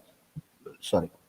So then only it is easy to get a good feedback, good performance from your problem solving techniques and all. This is very, very important, and this is very, very important core subject for as a computer science student. Okay, I hope you will get a clarity on our course objectives and all. So now I'll move on to the course outline. So that is nothing but our complete course syllabus. So I will touch each and every one, every point, everything. And one more thing, please, everyone, if possible, better to make a note the key points, how it will move on to the flow, linking of one module to another module. Please understand, everyone. So whatever the subject you are studying, better to make it to link thoroughly for previous module to the next module. Then only you will get a real feel on that subject. So that is a very, very important. So now I'll move to the course outline. So yeah, this is the course outline here. Here I specified the complete syllabus. After the discussion, I will tell the complete what and all is included in the first module and the second module and all. So parallel. So first one is the preliminaries. That is nothing but introductory things or prerequisites also. You need to specify. And one more thing, my humble request to everyone, please recollect your data structures knowledge and fundamental programming knowledge. So why? Because here we are concentrate more on how to design an algorithm to a particular problem. So once you are concentrated to design an algorithm to a particular problem, so you people will be comfortable to convert into programming and execute what we analyzed when the problem is in algorithm stage. So that as it is analysis, you got in your experimental point of view, that indicates in your practical laboratory point of view. So that you need to verify thoroughly. So that is why you need to concentrate here what actually experimental study, what actually the theoretical study. Both you should understand. So coming to the course outline. So please, everyone, better to make a note the side headings. These are all only available in your complete design and analysis algorithms syllabus. All the modules. I highlighted main key terms, main important terms. So this is very, very important. Better to make a note, verify your subject, and when you complete, when you prepare, when you are appear for a gate examination or a competitive examinations or a technical interview, especially for algorithm design point of view, you need to concentrate. These are all according to our course syllabus point of view. In addition, that much more is there. Obviously, you will get once you got a clarity on all these things, right? Coming to the first one, that is a preliminaries. Different types of algorithms, analyzing methodologies, notations, proof techniques, and limits. So here, what and all the types of algorithms is nothing but algorithm paradigms and all. So how to analyze that algorithm, what are the analyzing methodologies and all. And next, what are the notations? That is nothing but some different notations are there. You go for to use it to specify. And what are the proof techniques and limits? What the proofs and all you need to specify your in that preliminaries and limits and all. Limits in the sense when you have to call it specify the order growth of a particular algorithm complexities and all. So you specify the limits and all. Is it out of boundary or within the boundary and all? So if it is an out of boundary, what will happen? So that and all you need to specify the proof and the limits and all. So these are all the preliminaries only. So that is nothing introductory point. And the next, performance analysis and asymptotic notations. There we concentrate on different notations and their examples. So different asymptotic. Actually, here I have to introduce another term: runtime analysis also. Performance analysis or a runtime analysis. Asymptotic notations. Asymptotic notations should be in a different way. We call it. I mean, it is like an assumption only, like a big O notation, big omega notation, and theta notation. So based on that boundary value, according to that particular, you have to specify the big O notation, omega notation, and theta notation. When it comes to represent in your performance point of view or runtime analysis, that as it is asymptotic notation, you have to map to best case, average case, worst case. So big O represents an worst case, omega represents an average case, and best case, and theta represents as an average case. So like that, you have a certain functions and all you have to specify. So that and all we have to clear in our regular classes and all. So in that second, point, performance analysis and asymptotic notations, you should get a clear clarity on that. Why? Because when you have to develop an algorithm, for that algorithm, you have to represent the analysis notations on basis of asymptotic notation point of view. For example, I want to measure the distance between from DSU campus 3 to campus 1 to write an algorithm and represent in asymptotic notation. So we have on a certain algorithms, you have to make a identify. You can make a note on of certain graph algorithms are there. So that means a single source artist. Source is the campus 3 and destination is a main campus, Kumaraswamy layout. You go want to measure the distance between campus 3 to campus 1 in the shortest path. So for that, you have to write an algorithm, analyze the complexity, and specify in the asymptotic notation.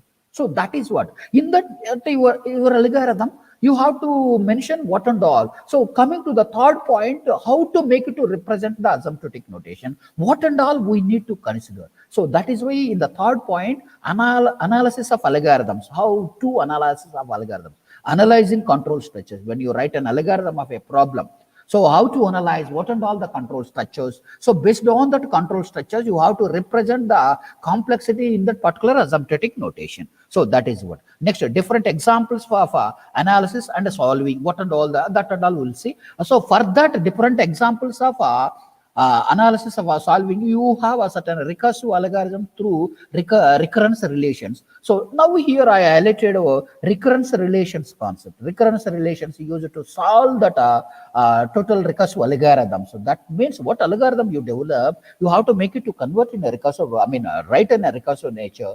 So once the algorithm is in a recursive nature, you have to develop the recurrence relation for that. Once the recurrence relation is developed, you can derive the complete complexity for that recurrence relation. So here we have a certain techniques are available to solve the recurrence relation. We have three methods. One is a substitution method, another one is a recursion tree method, another one is a master method. I'm not specified here. That should be available in your syllabus. So to solve the recurrence relation, we can use that three methods. Either one method you have to use it, solve it, and specify the complexity notation.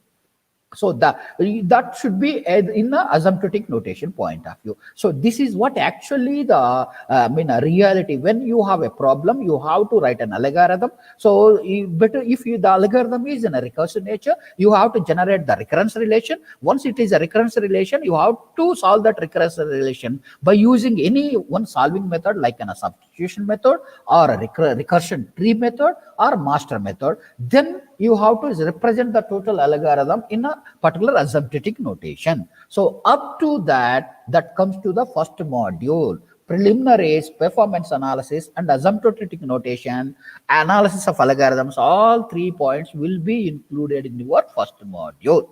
Please keep it in your mind. Right. Coming to the next one is algorithm. After first module, we need to concentrate on algorithm paradigms. Algorithm paradigms is nothing but algorithm design techniques. So each design technique we have separately discussed about that. So in that, first one is a divide and conquer approach. Here, divide and conquer approach and greedy algorithms comes to in your second module of your syllabus. Right. So means after our class got over, you go and verify the syllabus. Don't get confused. Even in our next coming class, I will give a complete syllabus I'll share the syllabus to you people also. So there is no worry about that. So now coming to that algorithm design technique, that is the divide and conquer technique, and another one is a greedy algorithms. So in the divide and conquer technique, what you have to specify, what and all the structure of divide and conquer. Next, analysis of a divide and conquer runtime recurrence relation. See here, generally, I'll give an example. Of course, in example, binary search. You know the linear search and binary search. So especially when you have to talk about the binary search, so it should divide into two parts. So binary search, what actually the binary search algorithm, you can apply the divide and conquer. So you will get a better performance and all. Even quick sort. So what actually the quick sort algorithm, apply the divide and conquer. So then you have to specify the algorithm efficiency and all, even method. And finally, Stressen's matrix multiplication. In our previous discussion, I introduced the matrix multiplication time complexity is order of n cube. When it comes to Stressen's matrix multiplication, by using divide and conquer, say both are same, result is the same, output is the same. You have to take an input. For example, 9 into 9 is 81. You can take it as a two-dimensional array, 3x3 window size. You can multiply that, or a square. You can take a square matrix, multiply that. Why? Because when you talk about divide and conquer, it should be divided equally. So for that reason only, when you have to take a given input is a square matrix, right? So you apply the general matrix multiplication, verify the output, and you apply the Stressen's matrix multiplication and verify the output. Output is the same at the time of a performance point of view. Means when you talk about the performance analysis point of view, Stressen's matrix multiplication it delivers an efficient performance and all. That means matrix multiplication time complexity is order of n cube, and a Stressen's matrix multiplication is it's an order of n power 2.81 and all. And next, coming to the greedy algorithms, what actually the general characteristics of greedy algorithm? Optimal storage on tapes. So what is the storage and all? Here we have to measure the optimality of a storage tape, and a minimum cost spanning trees. Of course, you know the spanning trees and all. So we'll use that minimum cost spanning tree and all. And a knapsack problem, it is the important real-time application knapsack problem. And a single source artist path algorithm, what example I took from measure the distance from campus 3 to campus 1, you will go for to use it as a single source artist. But not only that, when you have to measure the, when you take an application of a network routing, you can go for to use this one only. So please, of course, when you are in the next semester, 5th or 6th semester, you have a computer networking subject. In that computer networking subject, you have to study about network routing algorithms and all. So there also you can use these graph algorithms only. Please keep it in your mind. So that time you can easily recollect and you can solve the problems without any help and all. So that is what the term. So divide and conquer and greedy algorithms comes to the second module. Coming to the third module, that is a dynamic programming. Completely dynamic programming is the third module. So here, what actually the difference between divide and conquer, dynamic program, that mainly we need to highlight here, right? So that means how much efficient dynamic programming comparatively with the divide and conquer and all. And next, especially in dynamic programming applications here, always shortest path in graph, matrix chain multiplication, even matrix multiplications. You have a 2 by 2 matrices. You can multiply 2 matrices. If you have a 3 matrices, if you have a 4 matrices, if you have a 5 matrices, how you can multiply? So link of a matrices, chain of a matrices multiplication, we can solve here by using dynamic programming approaches. So this is a one algorithm design technique. And the traveling salesperson problem, already I told you. And the longest common subsequence, when you have a two strings of information is there. So within that, you have to measure which one is the longest common subsequence. So that should be coming on a pattern matching algorithms like.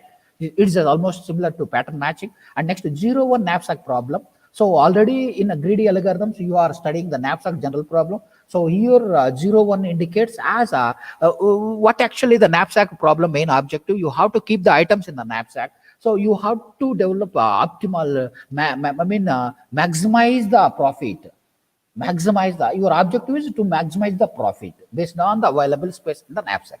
So for that here 0-1 indicates 0 means item should not be there. 1 indicates item is there. If you have to keep an item, that indicates as a 1. If you are not keep the item, that indicates as 0. So that is why we called it as a 0-1 knapsack problem. And optimal binary search tree. Of course, you people knows the binary search tree in your data structure. So here we have to construct the optimal binary search tree on a particular given data and all. So this is the lengthy process. Here you have to specify, find out the optimality and all. So this and all comes to in our third module only.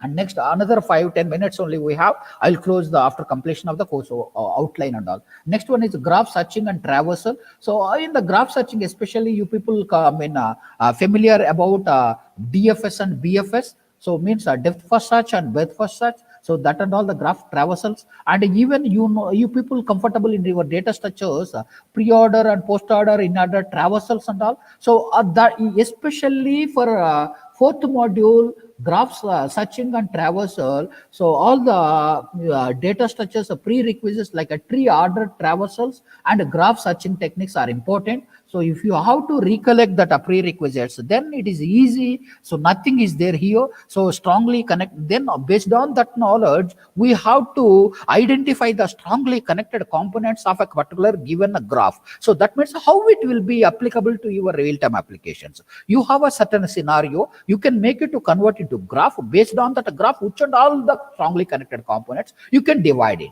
So that is the application for the for that particular concept. For this concept, the prerequisite is you should know the BFS and DFS. So BFS and DFS is mandatory here. Without knowing BFS and DFS, it is impossible to separate the strongly connected components in a graph. And next, graph matching and all. Even this graph matching, of course, here I'll highlighted whenever you study in a DMS. Of course, in this semester only you have a DMS. So in the DMS, you have a graph matching and all will come.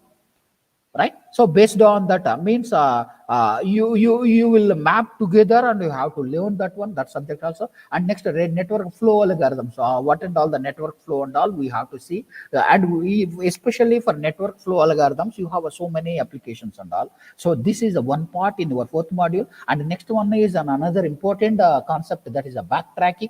So what actually the backtracking characteristics and overview and all, and especially for application point of view, you have highlighted n-queens problem and sum of subset problem and graph coloring. So these three are best example and applications of a backtracking and all. So we have to concentrate, especially when you talk about a design and analysis. So what and all the application for this design and analysis? We highlighted so many gaming applications are available here. When you have to design, for a simple example, crossword. Of course, you people are familiar with the crossword and the crossword word puzzle and all, and a snake and ladder is there. So that and all by using a backtracking technique only. So that is one, and even some of such graph coloring also will be one best example. So when you are doing that mini project, especially for design and analysis, so this is one concept will be supported to get so many problems implement in your experimental way, in your laboratory point of view, especially for minor project, mini project, sorry. And next one is branched bound. So branched bound, here you have to specify LC such bounding, FIFO branch and bound, first in first out branch and bound, like that. LC means a least cost branch and bound. Here we have to specify what is up. Comparison between which one is a better one. Generally LC is a better one, so we'll go for to that only. We need to verify that LC branch and bound and all, we have an application like an 0-1 knapsack problem. Already we discussed the concept. That comes on your dynamic programming, and knapsack comes on greedy algorithms. So the same concept, same problem we'll took, and we have to verify here also. After that you have to compare with the previous one, and the TSP problem also we have to take an example by using a branch and bound. So then you have to specify dynamic programming and this one, which one is a better one and all. So this is what all these three concepts comes under your fourth module. And finally, the last module highlighted mainly complexity measures. So that should mainly highlighted the NP completeness. So that means here we need to study about P, NP, NP hard and NP completeness problems. What actually the P, what is a NP and what is a NP complete and all. So here within this last module, we concentrate the total complete NP completeness point of view. For this, certain algorithms is there, like an Cook's theorem and all, and reducibility concepts we have to measure. So I'm concluding here. So this is the complete course outline of a design and analysis of algorithms. So this is very, very important. The flow is also like this only. Already what the syllabus is there, that is completely flow. I mean, first module too. If you learn the first module is a very, very important. Everyone should be aware to learn about the first module. So without knowing the recurrence relation development, you should not develop, should not measure. It is impossible to measure an complexity analysis. So this is the course outline. Okay. So for this, what are the textbooks? One is a Coreman. Coreman is important one. So introduction of a computer algorithms. Another one is Anand Levitin. So this is also best book. So you can go for through. And Horowitz and Sahani is the best one. So that is Galgotia Publications, Fundamentals of Computer Algorithms. And for especially for practice and application oriented, you go for to Steven Skyna. This is a Springer series. So Algorithm Design Manual. So here you have so many application oriented problems, like in a robot tracking and all, robot moving, you have to track that one and all. So many algorithm design problems will be available here. So these are all the complete textbooks. So you go for to take and do practice. So this is the complete overview and a complete outline of a design and analysis of algorithms.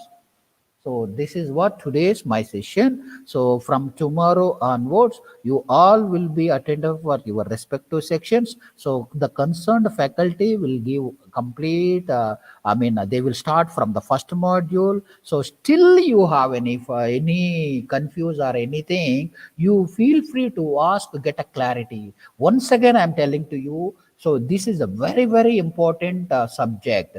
Without developing algorithm knowledge to a particular problem, there is no meaning to solve a problem.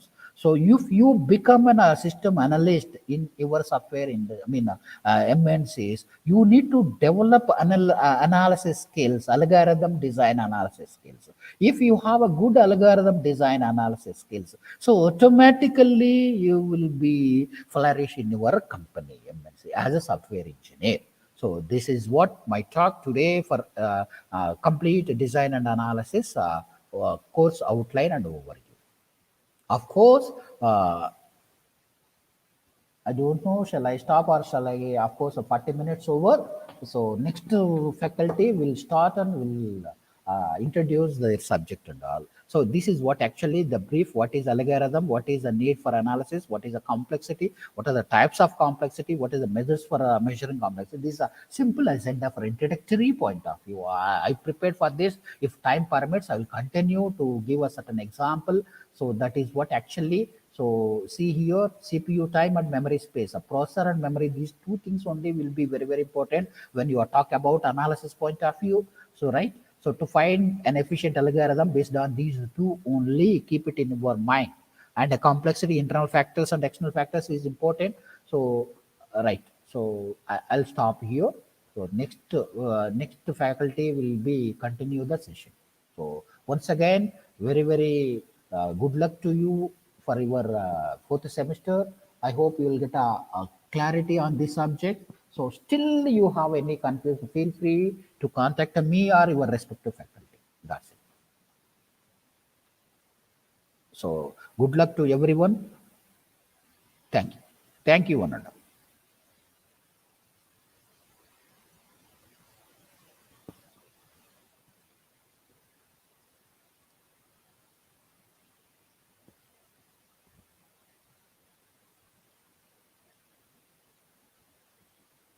Hello, Sanjay sir.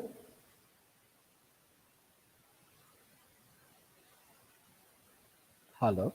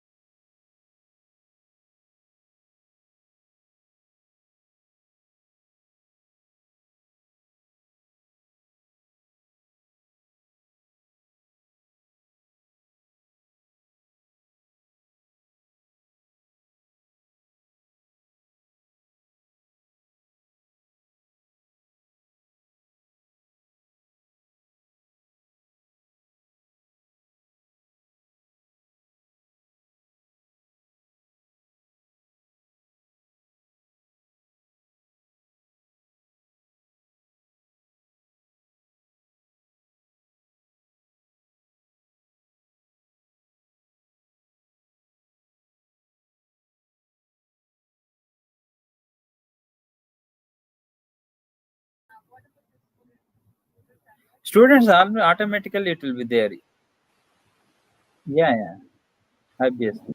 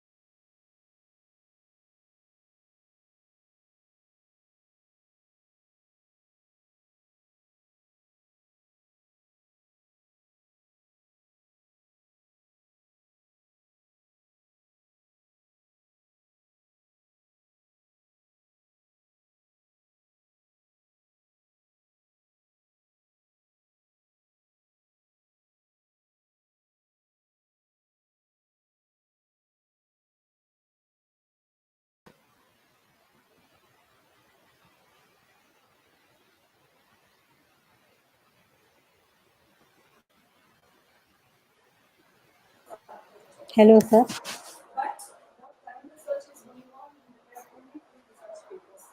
And those research papers are from Google, Facebook, Microsoft, those authors have written. So I think I'll give a very fair introduction of the subject. So I think I can I have the two other students there.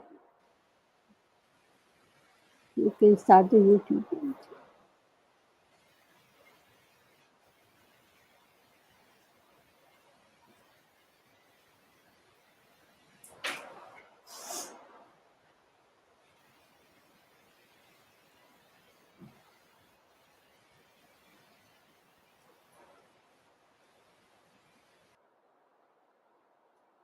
make it 10 or 15 minutes. Better, right?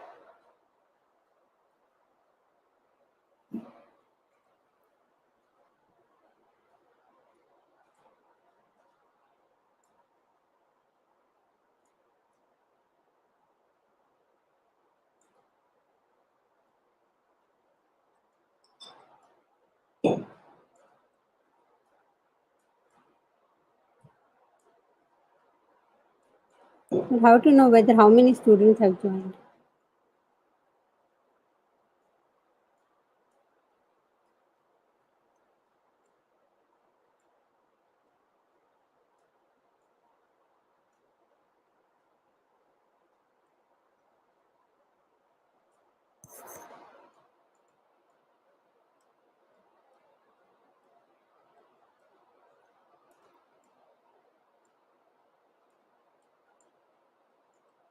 Hello?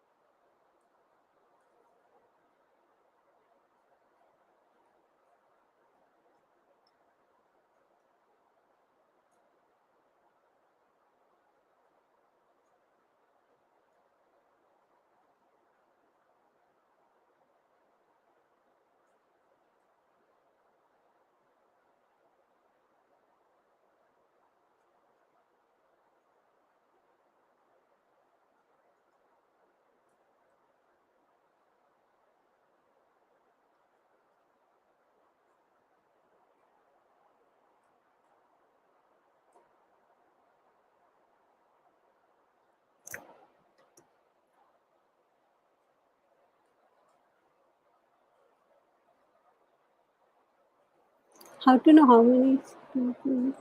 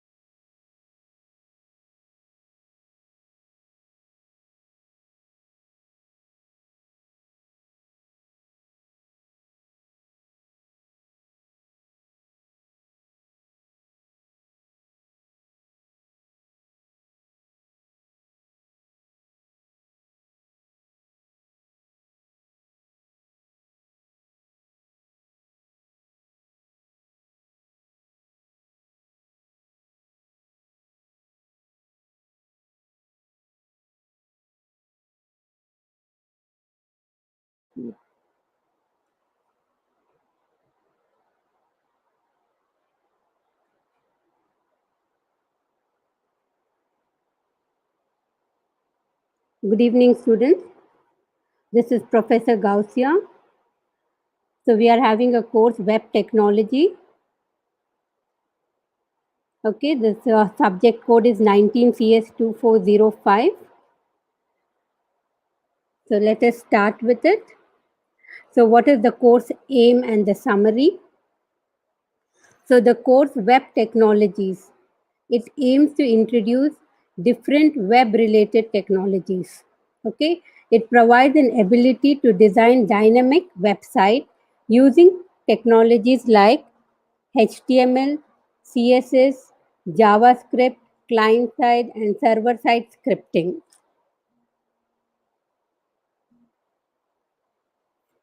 At the end of the course, students gain the skill and the project-based experience needed for the entry into web application and development careers. So basically what you are doing here, you are learning how to design websites and how to use various web technologies to design the website and to design the web services. What is the technology that is used in web app? So basically we are going to learn that. Okay, so what is a web technology? So web technology is, first you are aware about the internet, right? So internet is nothing but the connection of computers. So if you want communication of computers, okay, through markup languages or multimedia packages, that we call it as a web technology. So what is the web technology? It is the method by which computers communicate with each other by using a language called as markup languages and multimedia packages known as web technology. So in the past few decades, web technology has undergone a dramatic transition from a few marked up web pages to the ability to do very specific work on a network without interruption. It means that now the desktop application, whatever we were using earlier, now can be used using web application. Okay, so we can do any specific work on a network without any interruption. So all this comes under web technology. We can create social network sites, we can create e-commerce, streaming multimedia content such as Netflix, YouTube, Facebook, etc. Okay. So learning web technologies. Why do we have to learn web technologies? So we have to learn web technology because now internet has become the number one source of information. And many of the traditional software applications have now become web application. Online ticket booking, online banking, cloud services, Microsoft Office, Google Drive, etc. Okay. So this is why we have to learn web technology because most of the traditional applications have now become web application. And as we know, internet is the number one source of information. Okay, so it is a powerful and it can has fully replaced desktop application. Okay, so how did it all start? So it started with first internet and then coined the term World Wide Web. Okay, so in order to know this web technology, you need to know web programming like HTML, CSS, and JavaScript. To create more powerful websites and web application, you also need to know about web servers, database system, and web frameworks like PHP, ASP.NET, etc.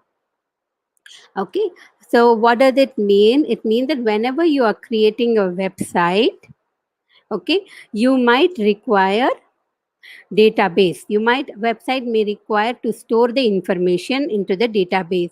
So you need to know about database system, web servers, web framework that help you to design a website, all these. Okay. So the first, it started in 1960 when internet came into a picture, and then 1991 came something what we are using now, World Wide Web. So the first web browser, that is Netscape, came in 1994. So let us see what is internet. What is internet? Internet is nothing but where two or more computers communicate with each other on a wireless or on a WAN, okay, across a network. Okay. So here no one owns the internet or controls who can connect to it. Most people can access and view the content using a web browser via the World Wide Web. Okay. So internet basically allows us to exchange the digital information around the world. Okay. So the digital information can be run by government, it can be run by companies and other organizations on the net. Okay. So basically internet is nothing but interconnection of computers so that computers can communicate with each other. Okay. So World Wide Web. World Wide Web is referred to as WWW. Okay, it came into being in 1989 when famous scientist and engineer Tim Berners-Lee came up with an efficient mechanism to share resources between scientists all over the world. So basically, what is the World Wide Web? World Wide Web is a global collection of documents that is spread across the internet. So World Wide Web is a global collection of documents. It is a global collection of images. It is a global collection of multimedia. It is a global connection of application and other resources. Okay, they are all interlinked with each other, called as hyperlink. And they all are identified by uniform resource identifiers. Okay. So URIs is nothing but symbolically it identifies services, web servers, database, and the documents and the resources that the internet provides. So in order to access this global collection, we are making use of different types of web browsers such as Microsoft Internet Explorer, Mozilla, Firefox, Safari, etc. So now did you get what is the difference between internet and the web? Internet is nothing but the infrastructure that allows computer to connect to each other. But each of the computer is made up of so many information. So if you want the information to communicate among the people, we are making use of service called as World Wide Web that is built on the internet. So World Wide Web can be referred as a software, and internet can be referred to as a infrastructure. So I hope you got. So what we are going to learn now is how we are going to use World Wide Web that is built upon the internet. The internet facilitates to share the documents across the people. Okay. So now, what is the difference between a website and a web application? So when you start with the web technology, you get an idea that you have to make websites. Okay. But there is a difference between a website and a web application. Site is a collection of web pages which are static. Static means we are not dynamically changing it. Okay, we are not it is not accessing any database. So that is nothing but a static. But web application, on the other hand, is nothing but a dynamic website. So we will be learning about how we are going to build dynamic website which constantly requires communicating with the database or backend services for data or information to be presented to the end user. Okay, so you need to know when we are doing any dynamic website, we are trying to access the database or backend services, and without reloading it, the content keeps on changing. So we need to know how a web application is done so dynamically. Okay, so let us see the concept of a web. So what is a web? Why do we access web? We know that we access web to get the information across the net. Okay, we want it onto our computer. How do we access it? We are having a browser. So browser helps us to fetch any information that is available on any of the computer that acts as a server to our browser, which is on a computer. So for example, when you type google.com and when you want to see the cute llama pictures, you are having so many pictures. So when you select any one particular, say this, you get a red box here. Can you see this? So here what we see is nothing but a URL. So every web page, the document or any resources are identified and located with the help of URLs, Uniform Resource Locators.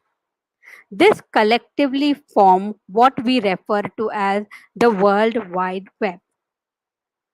So I hope you got this. What is World Wide Web? It is nothing but the collection of web pages, documents, and other resources. So what is a web technologies? So what we have come we are using all this information that is present in World Wide Web. Okay, so you got to know what is World Wide Web. Okay, fine. So now the knowledge that you accumulate about the web and how it works, it needs to be applied in order to make better sense of it. Okay, so how do we, what helps us, what technologies help us to get all this information? Okay, and how do we make sense of it? So we need to use web technologies. How do we make anything dynamic? How do we add web services? Okay, so how do we communicate with various web pages? How do we add web services? So for all these come under what is called as web technologies. So the basic web technology that everybody knows is nothing but web browser. So web browser is often just called as browsers. It makes it possible for us to view all the resources that are part of the World Wide Web. Just now you have seen all these are the resources. So when it comes onto our system, when we want to see it, we see it via web browser. So the client is the browser in this scenario. And what do you think of a server? It is a combination of the software and hardware that receives the client request and then sends the requested resource to the client. Via the browser, we can we can send a request to the server, and then we can get the information back to our browser. So we came across what is called as web browser. So one of the web technology that we have to know is nothing but web browser. So what is a web development? So when we build a typical website, the website is divided into two parts, front end and the back end. The front end refers to the web browser, that what a user sees on the screen and interacts. And back end refers to the exact opposite of it. It involves the hidden mechanism that makes a web page function. A typical user is generally unaware of what goes on at the back end. So front end refers to all those parts of a website that a user can see on the screen. What we see on the screen is nothing but made up of a front end. Okay, and how the information is fetched is nothing but done by the back end. So, in web technologies, when we know all these terms, we are going to learn about the technologies that come under front end, the technologies that come under the back end. The client side comes across the front end, that is the website designing, the UI, what we see on the screen. And the back end, wherein we fetch the information, it is the server side. We need to know about the database, we need to know about the servers. So we are going to learn all about this. So now you got to know, why do we need front end, why do we need back end? Okay, so when we access any information via the browser, the server renders us the information by accessing it from the database. So some of the UI technologies that we see are HTML, CSS, JavaScript, Ajax, etc. See, the user interface technologies, that is what is made in the front end, we use the language called as HTML, hypertext markup language, cascading style sheet, JavaScript, that makes up to the front end part of any website. And if we want any backend technologies, we are using programming languages like PHP, Java, Python to access the database, to get the information and give it to the browser. Okay. So we are going to learn about HTML, we are going to learn about CSS. So what is the HTML? HTML is hypertext markup language, and it is where the WW World Wide Web started. It is a critical component of all the introduction lesson that we cover on Web Basics. It is a client-side languages that is used to code the front end of a website. So everybody are aware now that there is a front end and there is a back end. So in order to have a structure of the front end, we are going to have HTML. We are going to use HTML language, how the web page will be structured. Okay. So that we are going to learn it using various tags that are used in HTML. Then comes cascading style sheet to beautify our web page. Okay, we can integrate style sheet into HTML. So you will be learning that how we are going to embed style sheet in our plain HTML. Okay, no doubt in HTML also we can style, but it will be a repetitive. So if you want to do it, if you want to save the time, and if you want to embed style sheet across the web page, then you can use cascading style sheet. Okay. So now the programming language. So we know that we are using HTML, we are using CSS, then we have to know what is programming language. Why do we need programming language when we create website? Okay. So the thing is, when a content is displayed on a web page, it might be static. We want it to change. We want to edit it dynamically. So we need to use other concept. If we want to put a logic, if we want to use a programming logic onto the content that we have used, okay, we are going to use some of the programming languages like JavaScript, okay, Java, Python, etc. Okay, so these are the programming languages that we are going to study. So Java is used as a web development. It is used at the server side to access the database and all. The JavaScript is a very, very important language because when we create a website, we will be using something called as HTML and CSS. But mind that it is static.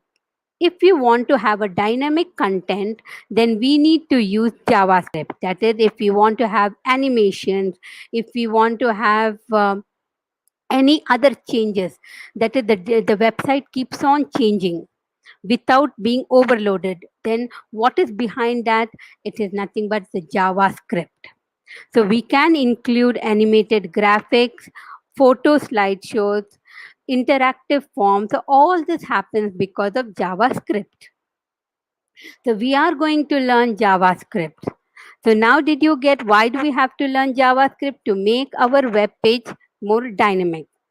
Okay, so we are having so I told that we will be using so okay, it is an integral portion of what is called as the mean stack, full stack JavaScript framework.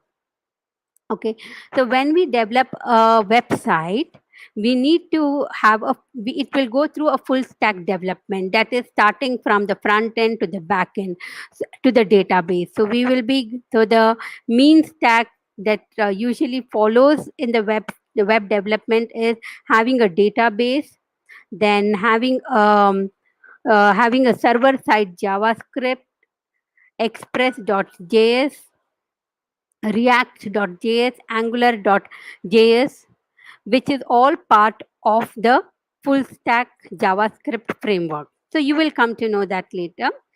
So as we know that web technologies, we need to have front end and back end. So we need to have a dynamic content. So for dynamic content, we will be using JavaScript. And if we want to access the database, we will be using many server-side languages that help us to access the database. So we can use Python, we can use PHP, we can use Ruby, and we can also make use of many frameworks that will help us to make our website more easier. So we will be learning something about Express, React JS, that is all made up of JavaScript. So JavaScript, what we will be going through, is a very important language that can be used both in the front end as well as in the back end of the website designing. In the front end, it will be using for any dynamic changes, and in the back end, it will be used as Node.js, Express.js, React.js to interact with the database and make it more dynamic. Okay. So as you can, so we can see what is the future of the web technologies. So now I think students, you know that how important is web technologies, because everything internet is booming and we need to access the information across.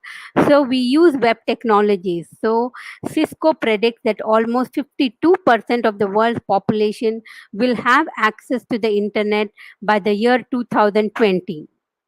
The World Wide Web will grow at an astonishing rate to include a higher number of people, devices, and resources available online.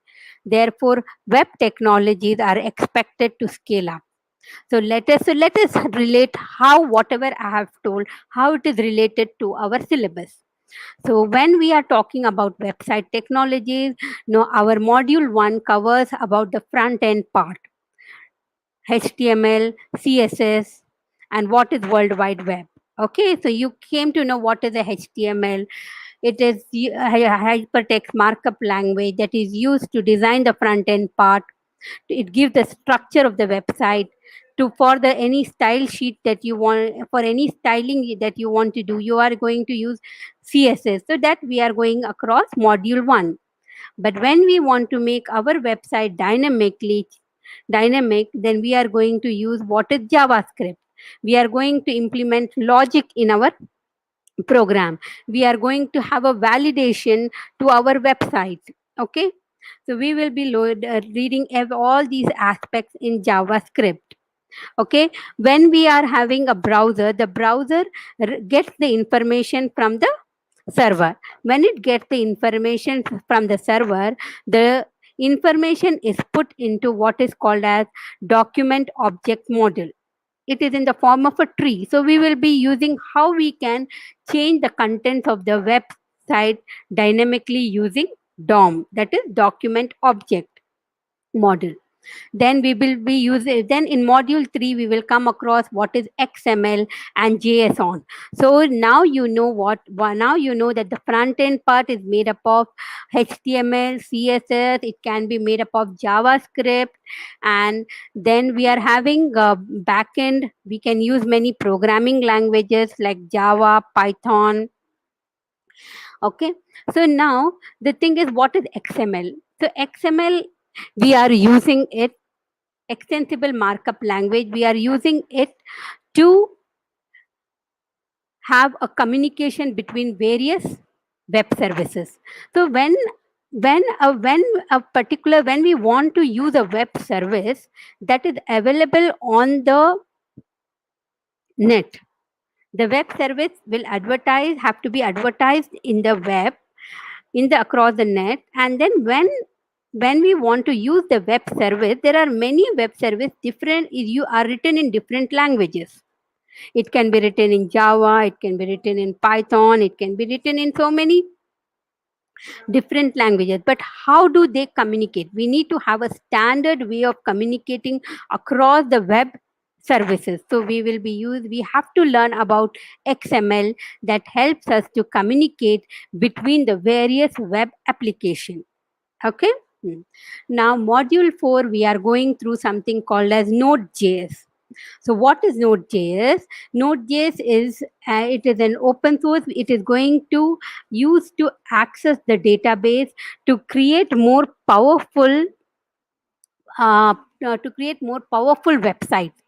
Okay, so usually till now what used to happen is client had to communicate with the web server, but in order to have a two-way communication and starting with the server as well as with the client, initiating by the server or it can be initiated by the client, two-way communication, it can start without client invoking first. Okay, anybody can communicate, that is server can also start initiating the communication. So this has happened only now after 20 years of something called as stateless website creation. So this Node.js helps us for two-way communication, and it will help us to access the database and have a powerful website. So we will be using that. And when our website is very intensive, but that is when we are using the information flow is very heavy, the traffic is very heavy, at that time we will be using express.js. That will save us the time. So Node.js helps us to achieve the dynamic feature, okay, more proficiently, more efficiently, and more fast. Okay, and we will be using how we connect to the database, and it will follow a particular architecture. So all that we are going to learn about in the Node.js. So Node.js and React, what we learn in um, module 5, these are all subset of the JavaScript.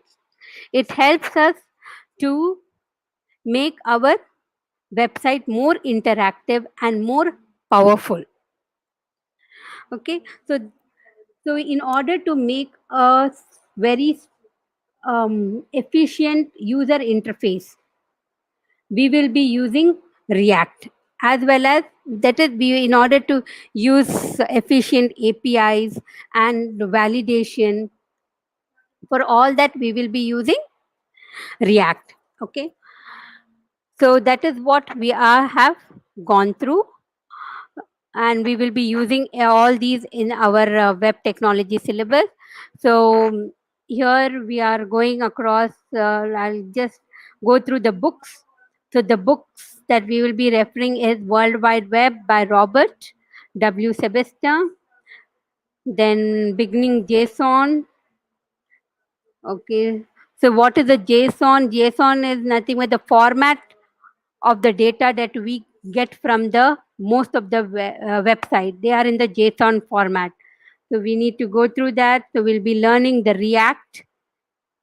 What is in module 5? For that, we need to have a textbook called as Learning React. It helps us to make the powerful user interfaces. Then how do we use web development with Node, with Node.js Express? We will be using O'Reilly Media, and the reference book you can go through. So outcomes will be students will be able to understand the fundamentals of web application and architecture and front-end technologies like HTML and CSS.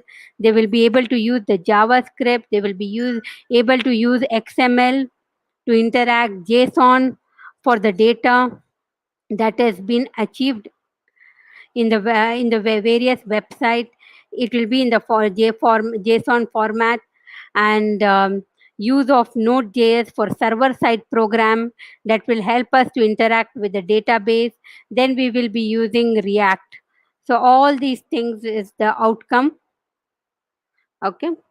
So fine, students, we have given you an overview of how web technologies and what we are going to learn. So we'll sign off now. Thank you, students.